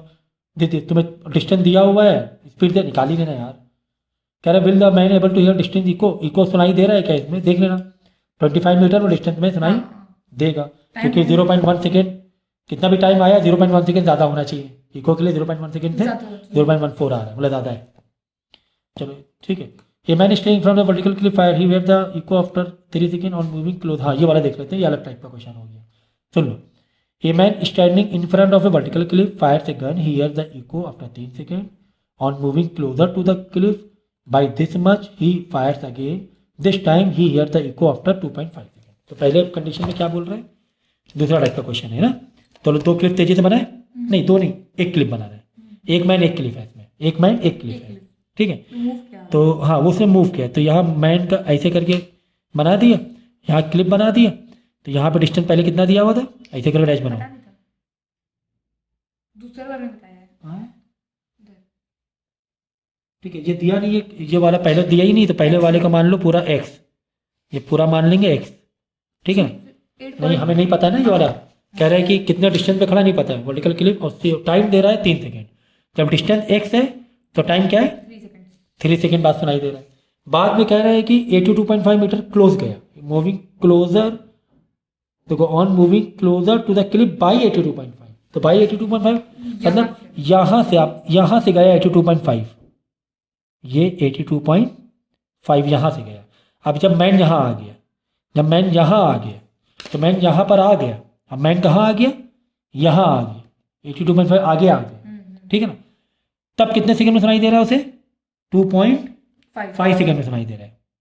चलो अच्छा, अब यहाँ पर आ गया 82.5 आगे चला गया, तो ये डिस्टेंस कितना हो गया बताओ, ये हो गया उससे माइनस, x से माइनस, मतलब x में से 82.5 माइनस कर दो, x में से 82.5 माइनस कर दो, बस यानी ये डिस्टेंस हो गया, x में से 82 हटाओ, ये वाला डिस्टेंस, हमें ये डिस्टेंस नहीं चाहिए, हमें रिफ्लेक्टिंग यहाँ से बॉडी साउंड वापस आ रहा है, हमें वहीं से डिस्टेंस चाहिए। अब मैन यहाँ आ गया 82.5 आगे आ गया, ठीक है, तो यानी ये जो डिस्टेंस हो गया x में से 82.5 हटा दो, ठीक है। तो देखो इसका डिस्टेंस इसका टाइम, और यहाँ पे इसका डिस्टेंस इसका टाइम, दो पार्ट में कर दो तेजी से। और साउंड की स्पीड दी गई है, नहीं दी गई है, नहीं दी, कुछ नहीं दिया गया, चलो कोई दिक्कत नहीं भाई, हमें हमने ब्रेक डाउन कर लिया है, इसका स्पीड, इसका डिस्टेंस, इसका टाइम, और इसका डिस्टेंस इसका टाइम ले लिया है। तो पहले ये वाला ले लेते हैं, velocity is equal to 2d/t, क्योंकि रिफ्लेक्शन पूरा हो ही रहा है, हमारा रिफ्लेक्शन पूरा ही इको की बात हो रही है। वेलोसिटी हमें पता नहीं है, 2 इंटू डिस्टेंस x है, टाइम है 3, ठीक है ना, टाइम है क्या 3, तो इसको क्या करो होल मार दो, यहाँ आ जाओ वेलोसिटी में 2d/t, velocity is equal to sound की वेलोसिटी दोनों जगह सेम ही रहने वाली है, 2 इंटू एक्स माइनस 82.5 अंदर ब्रैकेट में, क्यों डिस्टेंस कितना है, x में से 82 में हटा दो, अब ये डिस्टेंस बचा, बच्चे गलती कर देते हैं 82.5 इधर कर देते हैं, कह रहे हैं क्लोजर गया बाई 82.5, वर्डिंग क्या थी बाई 82.5 और पास गया, समझ गया, तो बाई वर्ड है ना, तो मतलब 82.5 ये वाला मत लेना, ये वाला लेना है, तो ये वाला डिस्टेंस हो जाएगा x में से 82 में हटा दो, अपॉन t इसका दिया हुआ है 2.5, ये भी ब्लॉक मार दो। अब देखो ये velocity one side equal, velocity same ही रहने वाली है, तो एक साइड इक्वल LHS तो RHS भी इक्वल हो जाएगा, यानी ये दोनों आपस में क्या कर दोगे इक्वेट दिखा दो, तो 2x upon 3 is equal to 2, यहाँ 2 को मल्टीप्लाई कर दो, 2x माइनस 82.165 अपॉन 2.5, ठीक है, तो 3 को इधर मल्टीप्लाई, 2.5 इधर मल्टीप्लाई करो, ये 5x हो जाएगा, 3 को यहाँ 6x माइनस 165 टू 3, 5 3 15, 3 इधर आके मल्टीप्लाई होगा, दोनों से मल्टीप्लाई होगा, इसको भी इससे भी, ठीक है ना, इतनी मैथ तो आई नहीं ना, तो 15 3 6 18 प्लस 19 9 3 1 395 हो रहा है, आई थिंक देख लेना, और 2.5 इधर आ गया। अब x से एक्स्ट्रा ले लो, इधर ले लो, 395 इधर ले लो, ताकि माइनस के प्लस हो जाए, यहाँ उधर जाके 5 प्लस 6 11x हो जाएगा, 11 डिवाइड करो, ये प्लस का है इधर माइनस हो जाएगा ना, तो सॉरी माइनस हो जाएगा, 5 इधर जाके माइनस हो जाएगा, बचेगा x, तो x मतलब क्या था, डिस्टेंस था ना, डिस्टेंस x आगे 395 मीटर। अब ये डिस्टेंस 395 आ गया, तो नया डिस्टेंस कितना हो गया 395 82 नया डिस्टेंस, जो भी पूछ लो तुम्हें कि बताओ न्यू डिस्टेंस बताओ कितना दूर है, तो 390 x आया ना, x मतलब पूरा था ना डिस्टेंस पहले वाला, तो 395 82.5 माइनस कर देंगे, 495 आ रहा है क्या,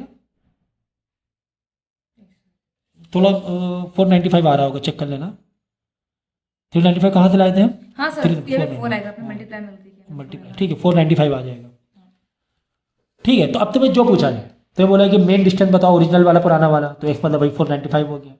जब बोलेगा कि नया वाला डिस्टेंस बताओ तो 495 माइनस 82.5 तो माइनस कर लेना। जब बोलेगा वेलोसिटी बताओ तो x मालूम पड़ गया है, इसमें 495 रखना, वेलोसिटी निकाल लेना साउंड क्या जा रहा है तुम्हारा। तो दूसरा टाइप का क्वेश्चन ये हो गया, ठीक है ना। हाँ ठीक है, अब तीसरा टाइप का कुछ ढूंढ लेते हैं। अब ये वाला देख लो, इसमें क्या देखो, a person standing she shore an observer on the ship which is anchor in between a vertical cliff and the person on the shore fires a gun. देखो इसका डायग्राम बहुत इंपॉर्टेंट है। A person standing at the she shore, ठीक है, she शोर मतलब सी के किनारे खड़ा हुआ है, ठीक है ना।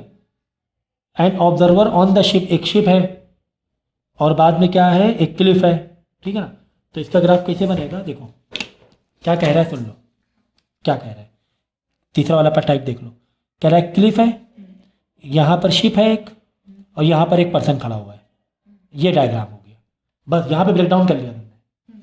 क्या कह रहा है, एक शी शोर मतलब किनारे पे बीच में समुंदर है, क्लिफ भाई समुंदर के बीच में कहीं पर क्लिफ है, ठीक है ना। कह रहा है ये क्लिफ है और एक शिप है और एक सी शोर में एक पर्सन है और बीच में क्या शिप है, शिप मतलब बीच में यही हुआ है ना, क्लिफ और इसके बीच में ये हो गया, ठीक है। अब आगे देखो, in between a vertical cliff and the person on the shore fires a gun. तो गन कौन फायर कर रहा है, देख लो इधर। And observer on the ship, observer मतलब जो सुन रहा है, याद रखो शिप में सुनने वाला है। फायर कर which is angle between vertical cliff and the person on the शोर। कह रहा है कि जो ऑब्जर्वर है जो शिप में है, मतलब जो बीच में जो ऑब्जर्व कर रहे हैं, साउंड सुन रहा है, किसके बीच में, क्लिफ और पर्सन ऑन द शोर के बीच में। तो कौन फायर कर रहा है, पर्सन ऑन द शोर फायर से गन, यहाँ से गन फायर हो रही है, ठीक है। गन यहाँ से यहाँ पॉइंट बना दिया करो। अब वो क्या आ रहा है देख लो, the person on the shore hear two sound, एक 2 सेकेंड बाद person on the shore hear से टू साउंड, नहीं देख लो कौन फायर कर रहा है, इंग्लिश थोड़ा ठीक से पढ़ेंगे। ए person is standing at the she शोर, हटा दो, शी शोर में खड़ा हुआ है एक पर्सन, शी शोर में खड़ा हुआ है, ठीक है, किनारे एकदम। N observer on the ship which is, ship पर एक ऑब्जर्वर एंकल इन बिटवीन, जो शिप है वो एंकल है, रुका हुआ है, किसके बीच में, vertical cliff and person on शोर फायर से गन, यानी कि जो शिप वाला है वो फायर कर रहा है, देखो। N observer on the ship which is ankle in between a vertical cliff and person, vertical and Cliff, ये सेंटेंस खत्म हुआ कि इन दोनों के बीच में एक ऑब्जर्वर है जो शायद सुन भी रहा है, फायर भी कर रहा है, फायर से गन, यही फायर कर रहा है, फायर भी यही कर रहा है, ऑब्जर्वर मतलब सुनने वाला, लेकिन फायर भी यही कर रहा है, सुन तो यही रहा है क्योंकि ऑब्जर्वर है, सुन भी यही रहा है, यही फायर कर रहा है। ये चीज मेन थी भाई, फायर ये कर रहा है, यहाँ बना डॉट, ये फायर कर रहा है। जब ये फायर कर रहा है,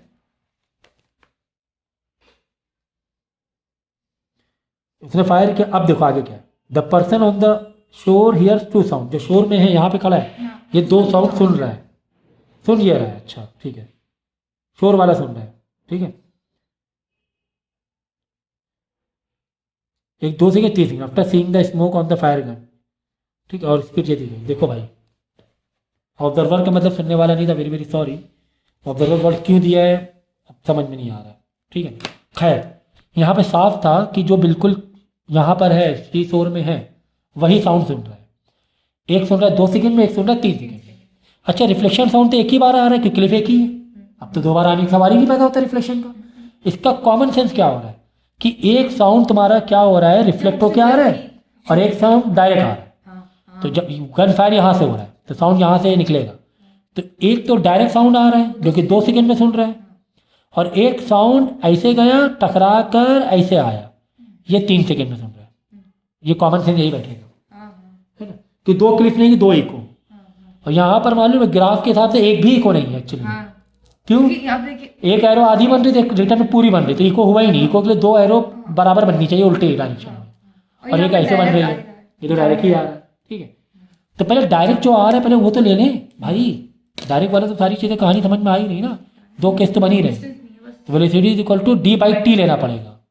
यहाँ पे इको है ही नहीं, यहाँ पर इको वर्ड भी नहीं दिया था, कह रहे 2 साउंड सुन रहा है, एक तो डायरेक्ट क्योंकि 2 सेकंड में जो सुन रहा है डायरेक्ट गन की आवाज़ से आई होगी, एक और साउंड आया होगा, वो इको आया होगा, लेकिन इको का डिस्टेंस बराबर नहीं है।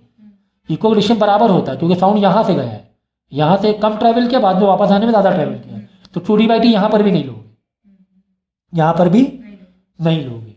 ठीक है। अच्छा डिस्टेंस को क्या हम ले लें, समझो अब डिस्टेंस अपनी मर्जी से मानो x या जो भी ऐसे मानो, अगर ये वाले को ले लें x, पूरे वाले को क्या ले लें x। अब यहाँ पे एक टाइम दिया ही मैं तुम्हें, तो ये वाले को तुम्हें लेना पड़ेगा कुछ, तो ये वाला अगर x है तो ये वाला ले लो y, यहाँ ले लो y, ये डिस्टेंस ले लें y, और इस वाला डिस्टेंस क्या ले लें x ले लें, तो ये वाला डिस्टेंस कितना हो जाएगा, नहीं भाई x, चलो ऐसे ले लो, वैसे ले लो, चलो हटाओ बस और इजी कर दें, ये वाला y ले लो, ये वाला x ले लो, ठीक है ना, समझ गया ना। तो पहले ये वाला कर लें, v/d/t वेलोसिटी तुम्हें दी गई है, वेलोसिटी दी गई है 340 दी गई है, तो 340 is equal to d y है, ये वाला y है डायरेक्ट वाला, और टाइम कितना दिया हुआ है 2 सेकंड दिया हुआ है, ठीक है ना। तो y तो आ रहा है 680 पूरा का पूरा, 2 सेकंड बस सुना है, तो 680 आ गया ये वाला डिस्टेंस आ गया। अब ये वाला पकड़ो, क्योंकि साउंड यही सुन रहा है ना, तो इधर से कुछ नहीं पकड़ सकते हो, पकड़ोगे इधर ही से। अब साउंड कौन सुन रहा है, ये, तो डिस्टेंस कहाँ से हमेशा पकड़ना है, फिर जो सुन रहा है वहीं से। अब यहाँ के लिए देखो क्या हो रहा है, साउंड कैसे आ रहा है, एक ये डिस्टेंस ट्रेवल कर रहा है और एक ऐसे, ठीक है ना। टाइम कितने बार आ रहा है, ये डिस्टेंस भाई टाइम के 3 सेकंड दिया, कौन से डिस्टेंस के लिए दिया है, साउंड इधर गया फिर इधर आया, यही दिया ना। तो velocity is equal to d/t लेंगे, वेलोसिटी तुम्हारी कितनी 340 है, वो तो दी गई थी। अब देखो डिस्टेंस, ये डिस्टेंस कितना है x प्लस ये डिस्टेंस कितना है x प्लस वाई है, x प्लस वाई है। सुनो, ये डिस्टेंस कितना लिया था हमने, x लिया था, और ये डिस्टेंस कितना लिया था, ये वाला y था, ये वाला x था, तो x प्लस वाई था ना।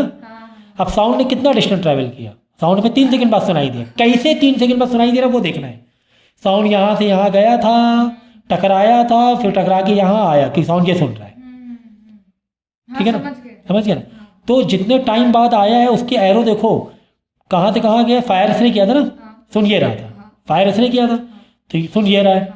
हमेशा डिस्टेंस कहाँ से लेते हैं, जो सुन रहा है, ठीक है। स्टार्ट कहाँ से करते हैं, जो गन फायर कर रहा है, तो यहाँ से फायर किया, यह डिस्टेंस गया, इधर गया साउंड, यानी 1x गया प्लस फिर वापस ऐसे आया, पूरा आया, यानी 1x प्लस वाई, 1x और plus y by time 3 second, 3 इधर ले लो, 340 इंटू 3, यहाँ 2x प्लस और वाई प्लस वाई, वाई कितना आ गया 680 आ गया था, x निकल जाएगा यहाँ से, समझ गया ना, x निकल आएगा।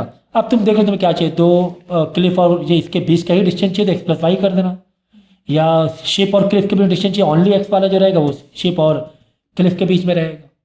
तो हमेशा डिस्टेंस कहाँ से लेते हैं, जहाँ से फायर हुआ है, कहाँ तक लेते हैं, जो सुन रहा है, बस ये चीज़ मेन है। फायर यहाँ से हुआ था, सुन ये रहा था, फायर यहाँ से हुआ, इधर गया साउंड, इधर आया, क्योंकि एक इको वाला साउंड, एक वाला साउंड था, टकरा के वापस 3 सेकंड वाला था, लॉजिकली देर में सुनाई वाला था, तो टकरा के वापस आया होगा। तो कहाँ से साउंड निकला, कहाँ सुनाई दिया, डिस्टेंस वहाँ से पकड़ेंगे, ठीक है ना। यहाँ से फायर किया, ये डिस्टेंस ऐसे गया, फिर साउंड इधर वापस आया, ठीक है। और एक साउंड जो 2 सेकंड में सुनाई डायरेक्ट आ रहा था, बस यहाँ से फायर हो रहा था, डायरेक्ट आ रहा, सुनने वाला ये था, समझ गए। ये तीसरा टाइप का हो गया, बस इतना 3 टाइप काफ़ी है क्या, अगर इससे ज़्यादा तो कुछ होने वाला है नहीं, बस 3 टाइप बहुत है भाई, ये 3 टाइप बहुत है, बस ग्राफ को ही तुम्हें ब्रेक डाउन करना था, ठीक है। इसके बाद क्वेश्चन इस बेस पर आ जाते हैं, वेलोसिटी फ्रीक्वेंसी लैम्डा बेस पर आ जाते हैं, ठीक है। या ये वाले फॉर्मूला याद कर लो, 1/2 पाई अंडर रूट g/l, इस बेस पर क्वेश्चन आ जाते हैं, ठीक है। हमें पता है फ्रीक्वेंसी लैम्डा कौन सा रिलेशन है, इनवर्स, क्यों लैम्डा नीचे आएगा ना, इनवर्स है। इसका मतलब क्या होता है मालूम है, इसका मतलब ये हुआ कि फ्रीक्वेंसी का 1/λ से ऐसे इनवर्स रिलेशन है, ठीक है ना, वही चीज़ लिखते हैं, चलो ठीक है। और यहाँ पे देख लो f का l से कौन सा रिलेशन है, इनवर्स है, इनवर्स है अंडर रूट में, ठीक है, लेकिन है तो इनवर्स ना, ये चीज़ ध्यान रखना। तो इसके जो फॉर्मूले बनते हैं ऐसे बनते हैं, यानी कि f1 ले रहे हो तो λ2 लेना पड़ेगा, यहाँ f2 ले रहे हो तो λ1 लेना, ये ध्यान रख लो, f1 के बाजू में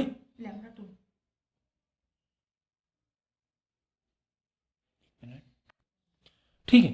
तो क्योंकि इनवर्स रिलेशन था, यानी अगर ये f1 है, ये λ1 है, तो λ1 ऊपर आ जाएगा, मल्टीप्लाई हो जाएगा, तो f1 into lambda one is equal to F2 into lambda two. क्यों? इन्वर्स रिलेशन है। मैं लैम्डा वन नीचे जाएगा, F1 के सामने लैम्डा वन नीचे आया इन्वर्स में, F2 के बाजू में लैम्डा टू नीचे आएगा तो इन्वर्स रिलेशन बैठेगा। ठीक है, तो जब इन्वर्स रिलेशन होता है तो ऐसे डायरेक्ट लिख दो formula F1 into lambda one is equal to F2 into lambda two. यहाँ भी F और L में भी क्या है? इन्वर्स रिलेशन है। तो F1 into L1 is equal to F2 into L2। ये दो फॉर्मूले बिल्कुल पक्के याद रखो, इस पर है ना न्यूमेरिकल आए थे। 1 2 3 4 इन्फॉर्मेशन, 3 इन्फॉर्मेशन देगी तो और चौथी निकालनी होगी। 3 इन्फॉर्मेशन देगी, चौथी निकालनी। तो इन्वर्स में आजू बाजू 1 1 आजू बाजू 2 2 रखो। अगर ये डायरेक्ट रिलेशन होता किसी चीज़ का, डायरेक्ट रिलेशन जैसे वेलोसिटी और फ्रिक्वेंसी में डायरेक्ट रिलेशन है तो इसका क्या बनेगा? वेलोसिटी 1 क्योंकि डायरेक्ट रिलेशन फ्रिक्वेंसी थे, तो frequency 2 is equal to velocity 2 frequency 1 ऐसे बैठेगा क्योंकि डायरेक्ट रिलेशन है। क्योंकि डायरेक्ट वेलोसिटी और फ्रिक्वेंसी में डायरेक्ट रिलेशन है। क्योंकि देखो v1 के आगे, तो ठीक है ये याद रखोगे यहाँ पर। अगर जब डायरेक्ट रिलेशन होता है तो v1 और जो भी रिलेशन है यहाँ पे 2 करेंगे, v2 f1 करेंगे, ठीक है ना। और इन्वर्स होता है तो बाजू बाजू में f1 लैम्डा 1 f2 लैम्डा 2। यहाँ पर L और इसमें इन्वर्स रिलेशन है तो f1 L1 इधर, क्योंकि इन्वर्स रिलेशन इधर है ना, इधर आके मल्टीप्लाई हो जाएगा ना। तो f1 L1 एक तरफ, f2 L2 एक तरफ। समझ में आ गई बात? तो ये चीज़ें है ना, एक बेसिक चीज़ है, इसे याद रखो, इसे याद रखो, ठीक है ना। तो अब इस बेस पे क्वेश्चन कैसे आते हैं पता है? कैसे क्वेश्चन आते हैं देखो, यहाँ पे क्या लिखा हुआ है, कह रहे कि a wire length of 80 centimetre has a frequency of 256, calculate the length of the similar wire जिसका फ्रिक्वेंसी कितनी 250। यानी कि पहले 1 कंडीशन बाद में 2 कंडीशन है। यानी F1 दिया है, F1 दिया है तुम्हें 250, F1 तुम्हें कितना दिया हुआ है 256,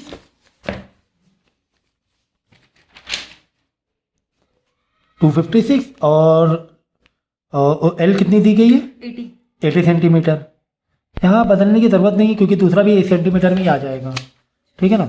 बाकी और तो कोई क्रॉस है ही नहीं, ठीक है।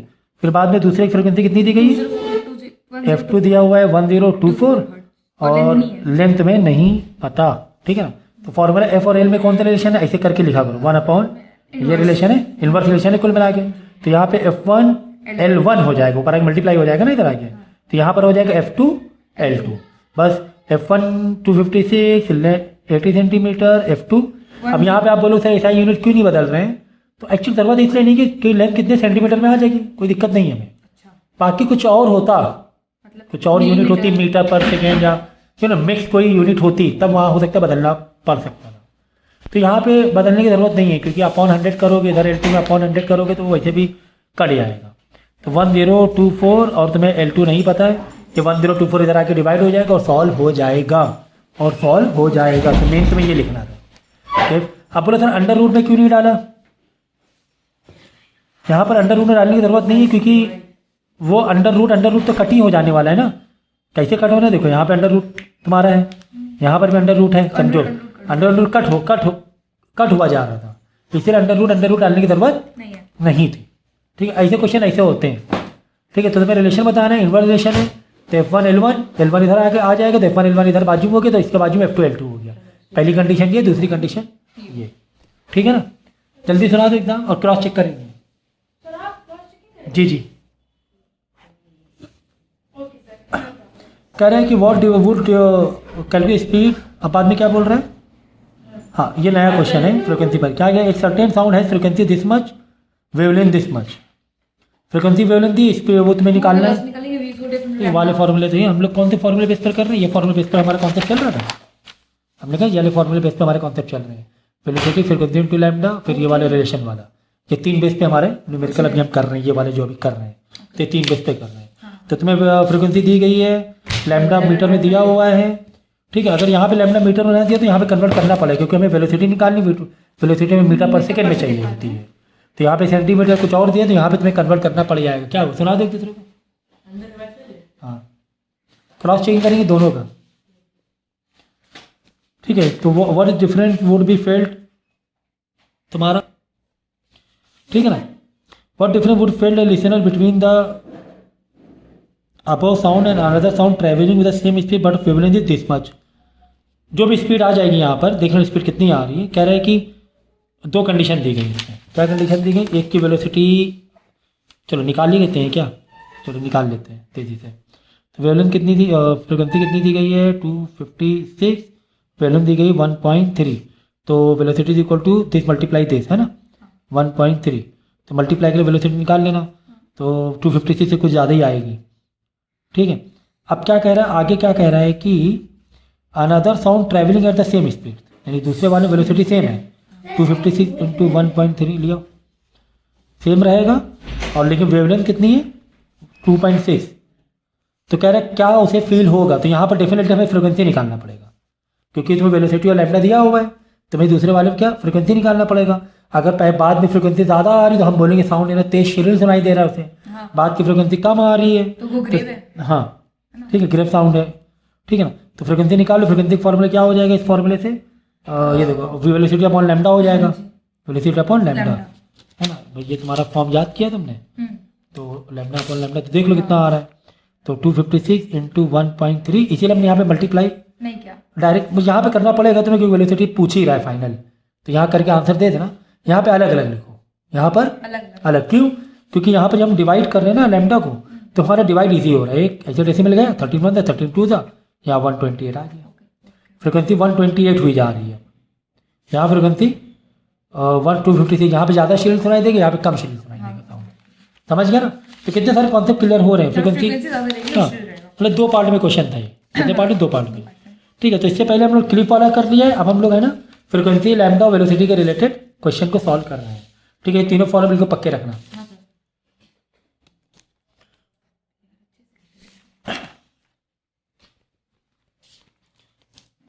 अब देखो यहाँ पर ग्राफ वाले बाद में करेंगे, पहले ये वाले कर लेते हैं। A person is tuning is radio set a particular station, what is the person trying to do to the tune it. तो ये क्या कर रहा है, जब हम लोग रेडियो वेडियो सुनते हैं हम लोग फ्रिक्वेंसी को मैच कराने की कोशिश करते हैं, किसको चेंज करने की कोशिश करते हैं, फ्रिक्वेंसी को चेंज करके हम रेजोनेंस क्रिएट करने की कोशिश करते हैं। क्या क्रिएट करने की कोशिश करते हैं, यहाँ पर रेजोनेंस नहीं थे लेकिन हम बताए थे ना आपको, name the phenomena involve tuning the radio, हाँ तो रेजोनेंस का आगे क्वेश्चन दिया हुआ है, तो हम लोग फ्रिक्वेंसी को चेंज करके रेजोनेंस करने की कोशिश करते हैं। तो रेजोनेंस कब मिलता है, हाईएस्ट फ्रिक्वेंसी पर मिलता है, हाई फ्रिक्वेंसी रहेगा तो रेजोनेंस मिल जाएगा, ठीक है। तो define the phenomena name by 2 in part 2, resonance is a special case where force vibration when the frequency of an external applied force match to the natural frequency of the body, ठीक है ना। ये resonance का meaning definition पूछ रहे बता देना, समझ में आ गई बात। तो हमारी रीजनिंग है यही सब, रेजोनेंस के बाद में करेंगे, पहले ना ये वाले क्वेश्चन ले लें हम लोग, इसको दिए होंगे ना बुक निकालो, फिर पार्ट वाइज दिए हुए question.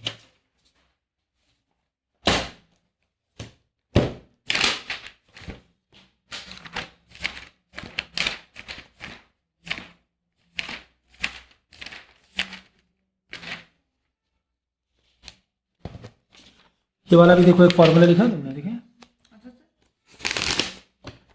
A physical to 1/t, ये तो लिखा ही नहीं, ए फिजिकल टू 1/t भी तो लिखना है। अब इसका क्या बनेगा मालूम है, देखो समझो F1 है T1 है, तो F1 T1 आजू बाजू आ जाएगा, यानी F2 T2 उधर चला जाएगा, है ना। तो हो सकता है 3 इन्फॉर्मेशन दे 2 कंडीशन बेस पे, तीसरी चौथी वाली निकालनी होगी, जैसे ये वाला भी हम लोगों ने किया है, करेक्ट है ना। तो ये भी कर लो, ऐसे क्वेश्चन कंपैरिजन रेशियो बेस पे क्वेश्चन आते हैं या कंपैरिजन बेस पर आते हैं। तो यहाँ पर वही देखो, the wavelength of the wave produce in the 20 centimetre, wavelength 20 centimetre दी है, इसको मीटर बदलना पड़ेगा, क्यों, क्योंकि आगे जाके कॉन्फ्लिक्ट कर रहा है, क्योंकि स्पीड कितने दी गई, मीटर पर सेकेंड में दी गई, फिर कॉन्फ्लिक्ट कर रहा है, यहाँ पे कॉन्फ्लिक्ट करे वहाँ तुम्हें तो भाई बदलना ही पड़ेगा, वहाँ तो बदलना पड़ेगी। लाओ पेपर आधा कर दो, चलो।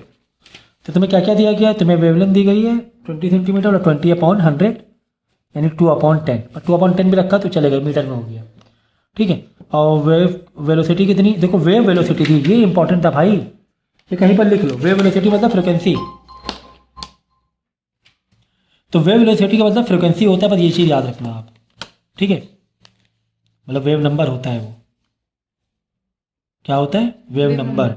तो आप इसको ऐसे निकालोगे, देखो तुम्हारा कितना दिया हुआ है, वेव वेलोसिटी 20 मीटर पर सेकेंड के हिसाब से दिया हुआ है, मीटर पर सेकेंड, ठीक है ना। तो वेव वेलोसिटी, तो हमें यहाँ पर मीटर पर सेकेंड है वेव वेलोसिटी, तो ये वेव वेलोसिटी ओहो क्या लिखा है, ये तो फिर खैर वेलोसिटी ही हो गई।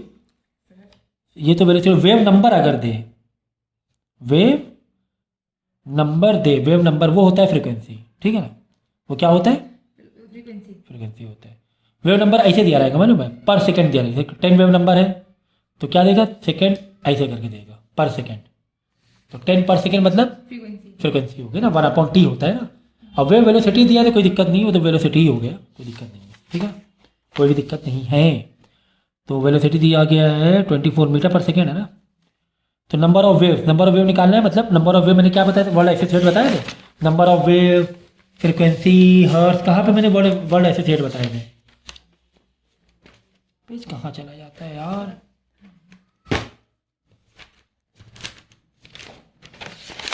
वर्ड के कुछ एसोसिएट वर्ड बताए थे मैंने,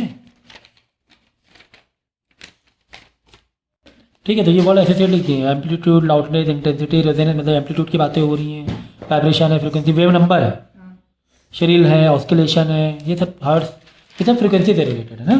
तो ये चीज़ मैंने पहले आपको बता दिया था, ठीक है।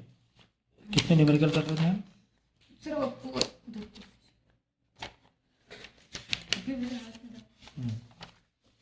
ठीक है।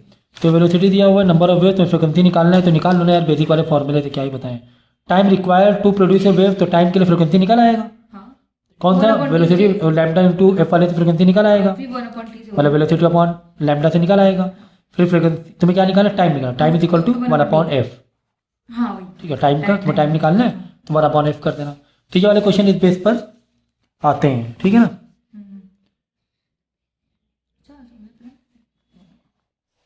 ग्राफ वाले भी करेंगे फटाफट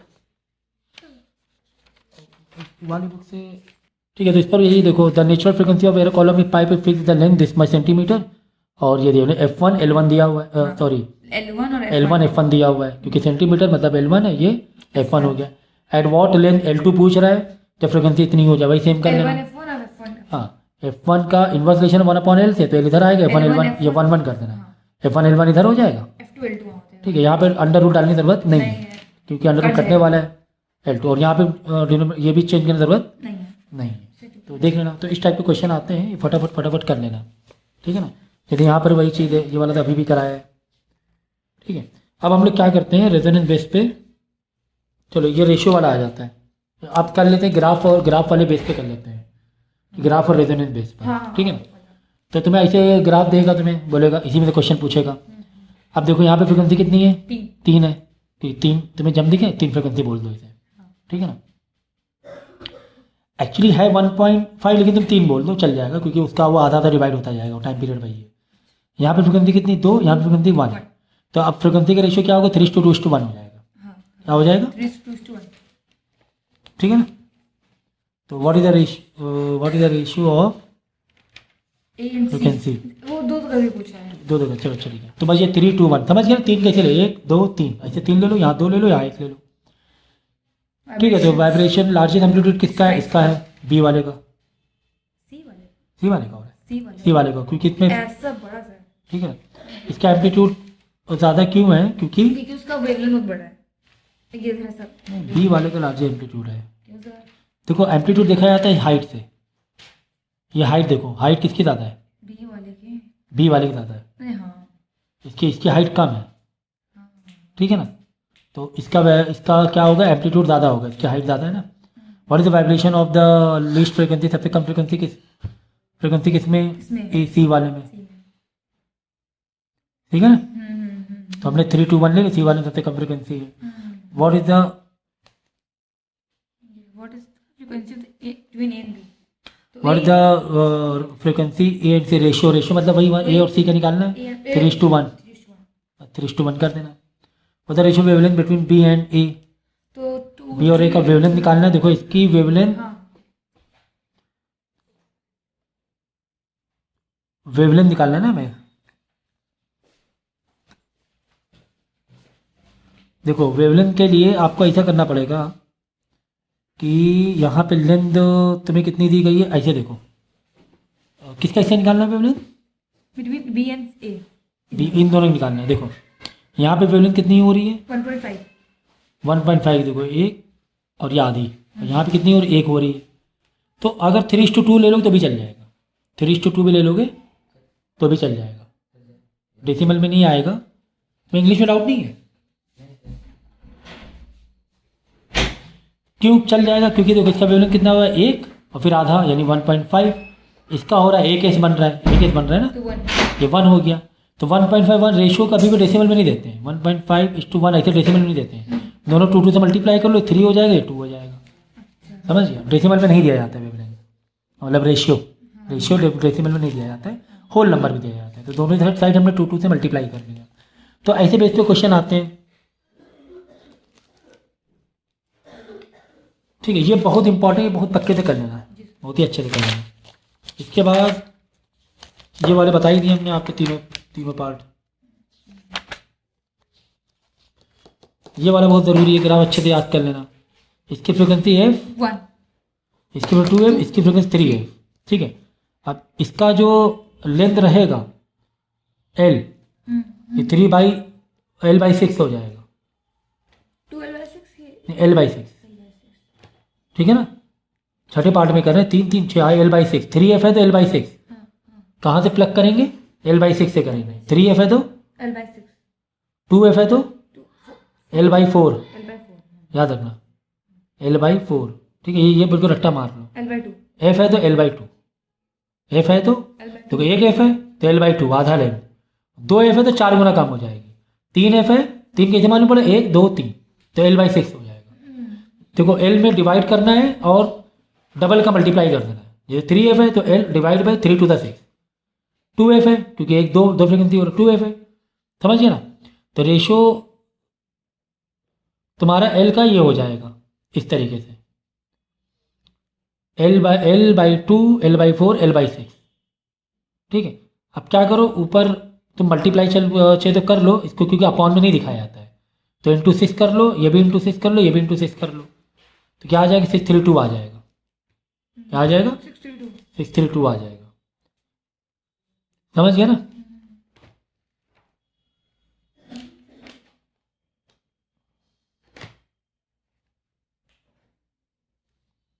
ऐसे आ रहा है, देखो 1/2, ये 1/4 और ये 1/6, इसको रेसिप्रोकल कर लो बस, तो 246 हो जाएगा।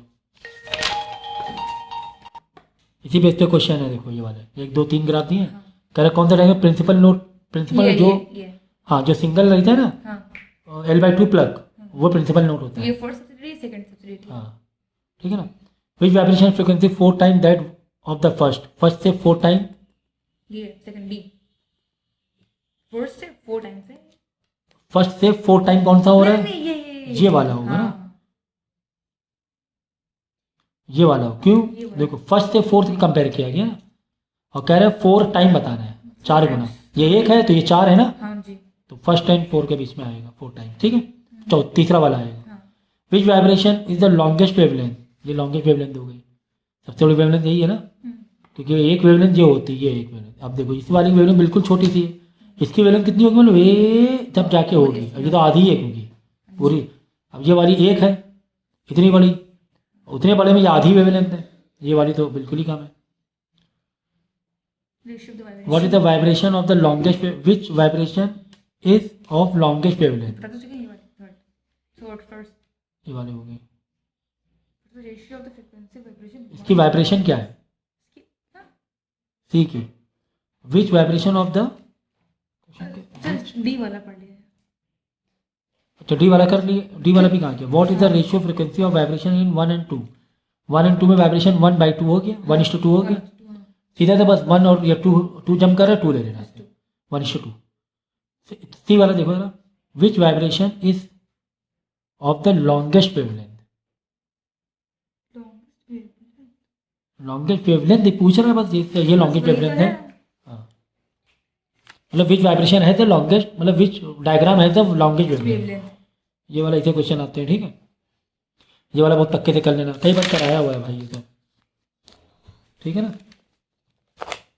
और क्वेश्चन तुम्हारे इस पर डायग्राम बेस पे,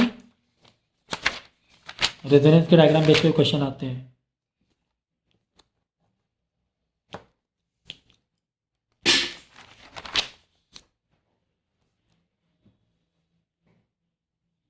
ये सब पूछेगा,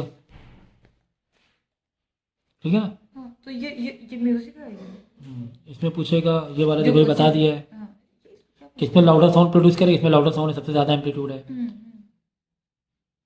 मैक्सिमम श्रिलनेस मतलब श्रिल मतलब पिच, सबसे ज़्यादा पिच इसमें है। पिच मतलब वही वाइब्रेशन फ्रिक्वेंसी, सबसे फ्रिक्वेंसी इसमें, सबसे पिच इसमें होगी। ये सब कर लेना। जी। तो इसमें क्या पूछेगा? Quality timber, pitch. दो डिफरेंट है क्योंकि पैटर्न तो वही है, मतलब म्यूजिक में ही आ रहा है। वे पैटर्न शो एक्सप्लेन वाई और वे पैटर्न आर डिफरेंट। डिफरेंट क्यों है कि दोनों के इंस्ट्रूमेंट अलग अलग है, दोनों के इंस्ट्रूमेंट अलग अलग अलग अलग है। अलग। खत्म खत्म। ठीक है, अगर ये वाला डायग्राम बहुत अच्छे से कर लेना, ये आता ही आता है एग्जाम में। यहाँ पे क्या है, डिस्प्लेसमेंट इन सेंटीमीटर, वही टाइम। ये हाँ ये भी डिस्टेंस सेंटीमीटर में। अब यही पूछेगा कि एम्पलीट्यूड किसका ए का कंपेयर करो, ए और बी का एम्पलीट्यूड, और ए बी क्या होगा। 2:1। देखो ये 20 है, ये 10 है, तो ऐसे लिखना ए इज टू बी, उसके आगे ए के नीचे समझो ए वाला कर लो, ऐसे चाहे तो कर दो, नीचे ऊपर नीचे करना है। 20:10 और डिवाइड करके 2:1 हो जाएगा। अब देखो ए और बी की वेवलेंथ पता करना है। अब देखो वेवलेंथ, देखो इसकी वेवलेंथ कितनी बड़ी हो रही है, यहाँ तक हो रही है बी वाले की, ये रेड वाला बी वाला है, हाँ। ठीक है। ये एक वेवलेंथ है और इस पे, और इसकी वेवलेंथ सिर्फ यहीं पे ख़त्म हुई जा रही है, इसकी वेवलेंथ यहीं पे ख़त्म हो रही है, और बी ए की वेवलेंथ यहाँ पे ख़त्म हो रही है ना, देखो ना। हाँ। एक सर्कल पूरा हो रहा है, ये वेवलेंथ हो गई है कि, हाँ। अब बी की वेवलेंथ यहाँ पे ख़त्म हो रही है, यानी कि 1:2 हो गया ए और बी का, क्योंकि ए की वेवलेंथ कम है ना, बी की वेवलेंथ डबल है, 1:2 हो जाएगा। ओके। ये एग्जाम में आते ही आता है, कैसे मालूम पड़ा, देखो ए की वेवलेंथ, ए को वहाँ तक ना ले आना, वेवलेंथ यहाँ पे ख़त्म हो रही है हाँ। ए केस में, हाँ। अब बी का ए केस यहाँ तक बन रहा है, तो इसकी वेवलेंथ इतनी है, सिर्फ इसकी वेवलेंथ इतनी ही है वेवलेंथ। और फ्रिक्वेंसी का पूछ ले, फ्रिक्वेंसी को भी बताए दे रहे हैं, फ्रिक्वेंसी एस टू बी का। हाँ। देखो ए की फ्रिक्वेंसी कितनी है, वही समझो 1 सेकेंड है, ए की फ्रिक्वेंसी 2 है, 2 है ना, 2 है ना, हाँ। 1 दो। 2 1 सेकेंड में, B ये का 1 बढ़- सेकेंड टाइम लाइन है। हाँ। एक मतलब ए है ना 2 बार जंप मार रहा है, और बी एक ही बार जंप मार रहा तो है, 2:1। 2:1 की फ्रिक्वेंसी, ठीक है। तो ये बिल्कुल पक्का कर लेना, एग्जाम में ये सब आते ही आते हैं, मतलब आने ही आना है।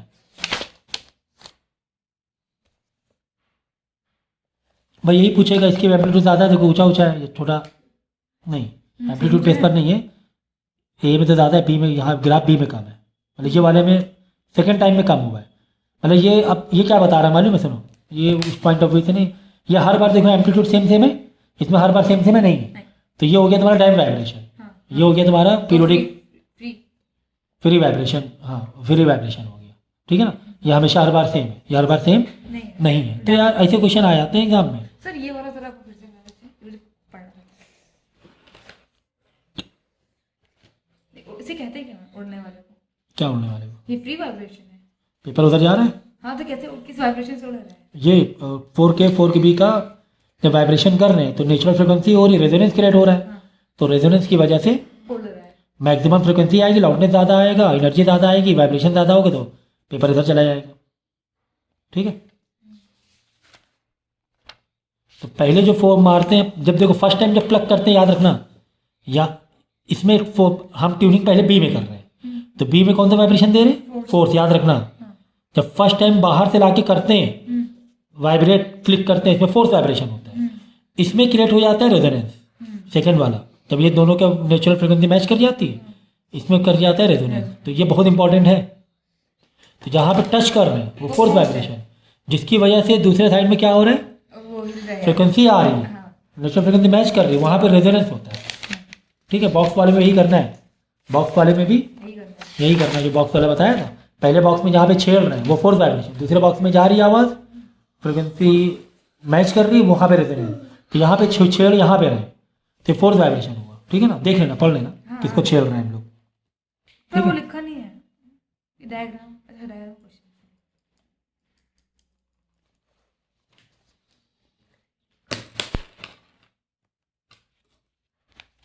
और रेजोनेंस बेस पे देख लें, रेडियो वाला कर लिया अभी हम लोग ने ना।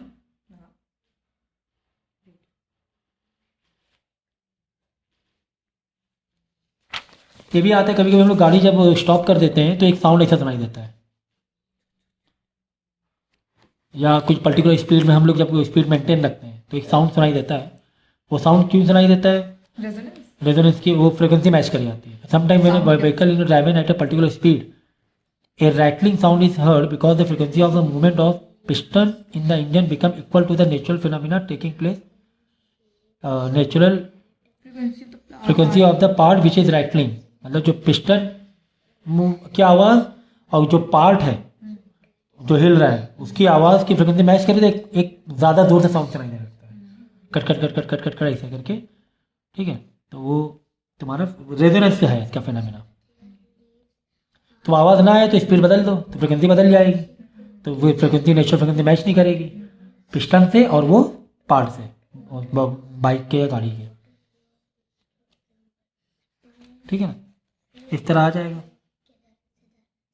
नेचुरल वाइब्रेशन एग्जांपल बता देना, इधर ट्यूनिंग फोर्स वाला कर देना, हार्ड रबर पैड में या बॉक्स में फोर्स वाइब्रेशन, गिटार में फोर्स वाइब्रेशन होते हैं। रेजोनेंस का 2 एग्जांपल ले लेना, वायर ट्यूनिंग या वायरलेस रिसीवर या रेडियो में हम लोग मैच करते हैं फ्रिक्वेंसी, तो फ्रिक्वेंसी मैच करते हैं रेजोनेंस मिल जाता है हमें, यहाँ पे हाई फ्रिक्वेंसी आती है, ठीक है।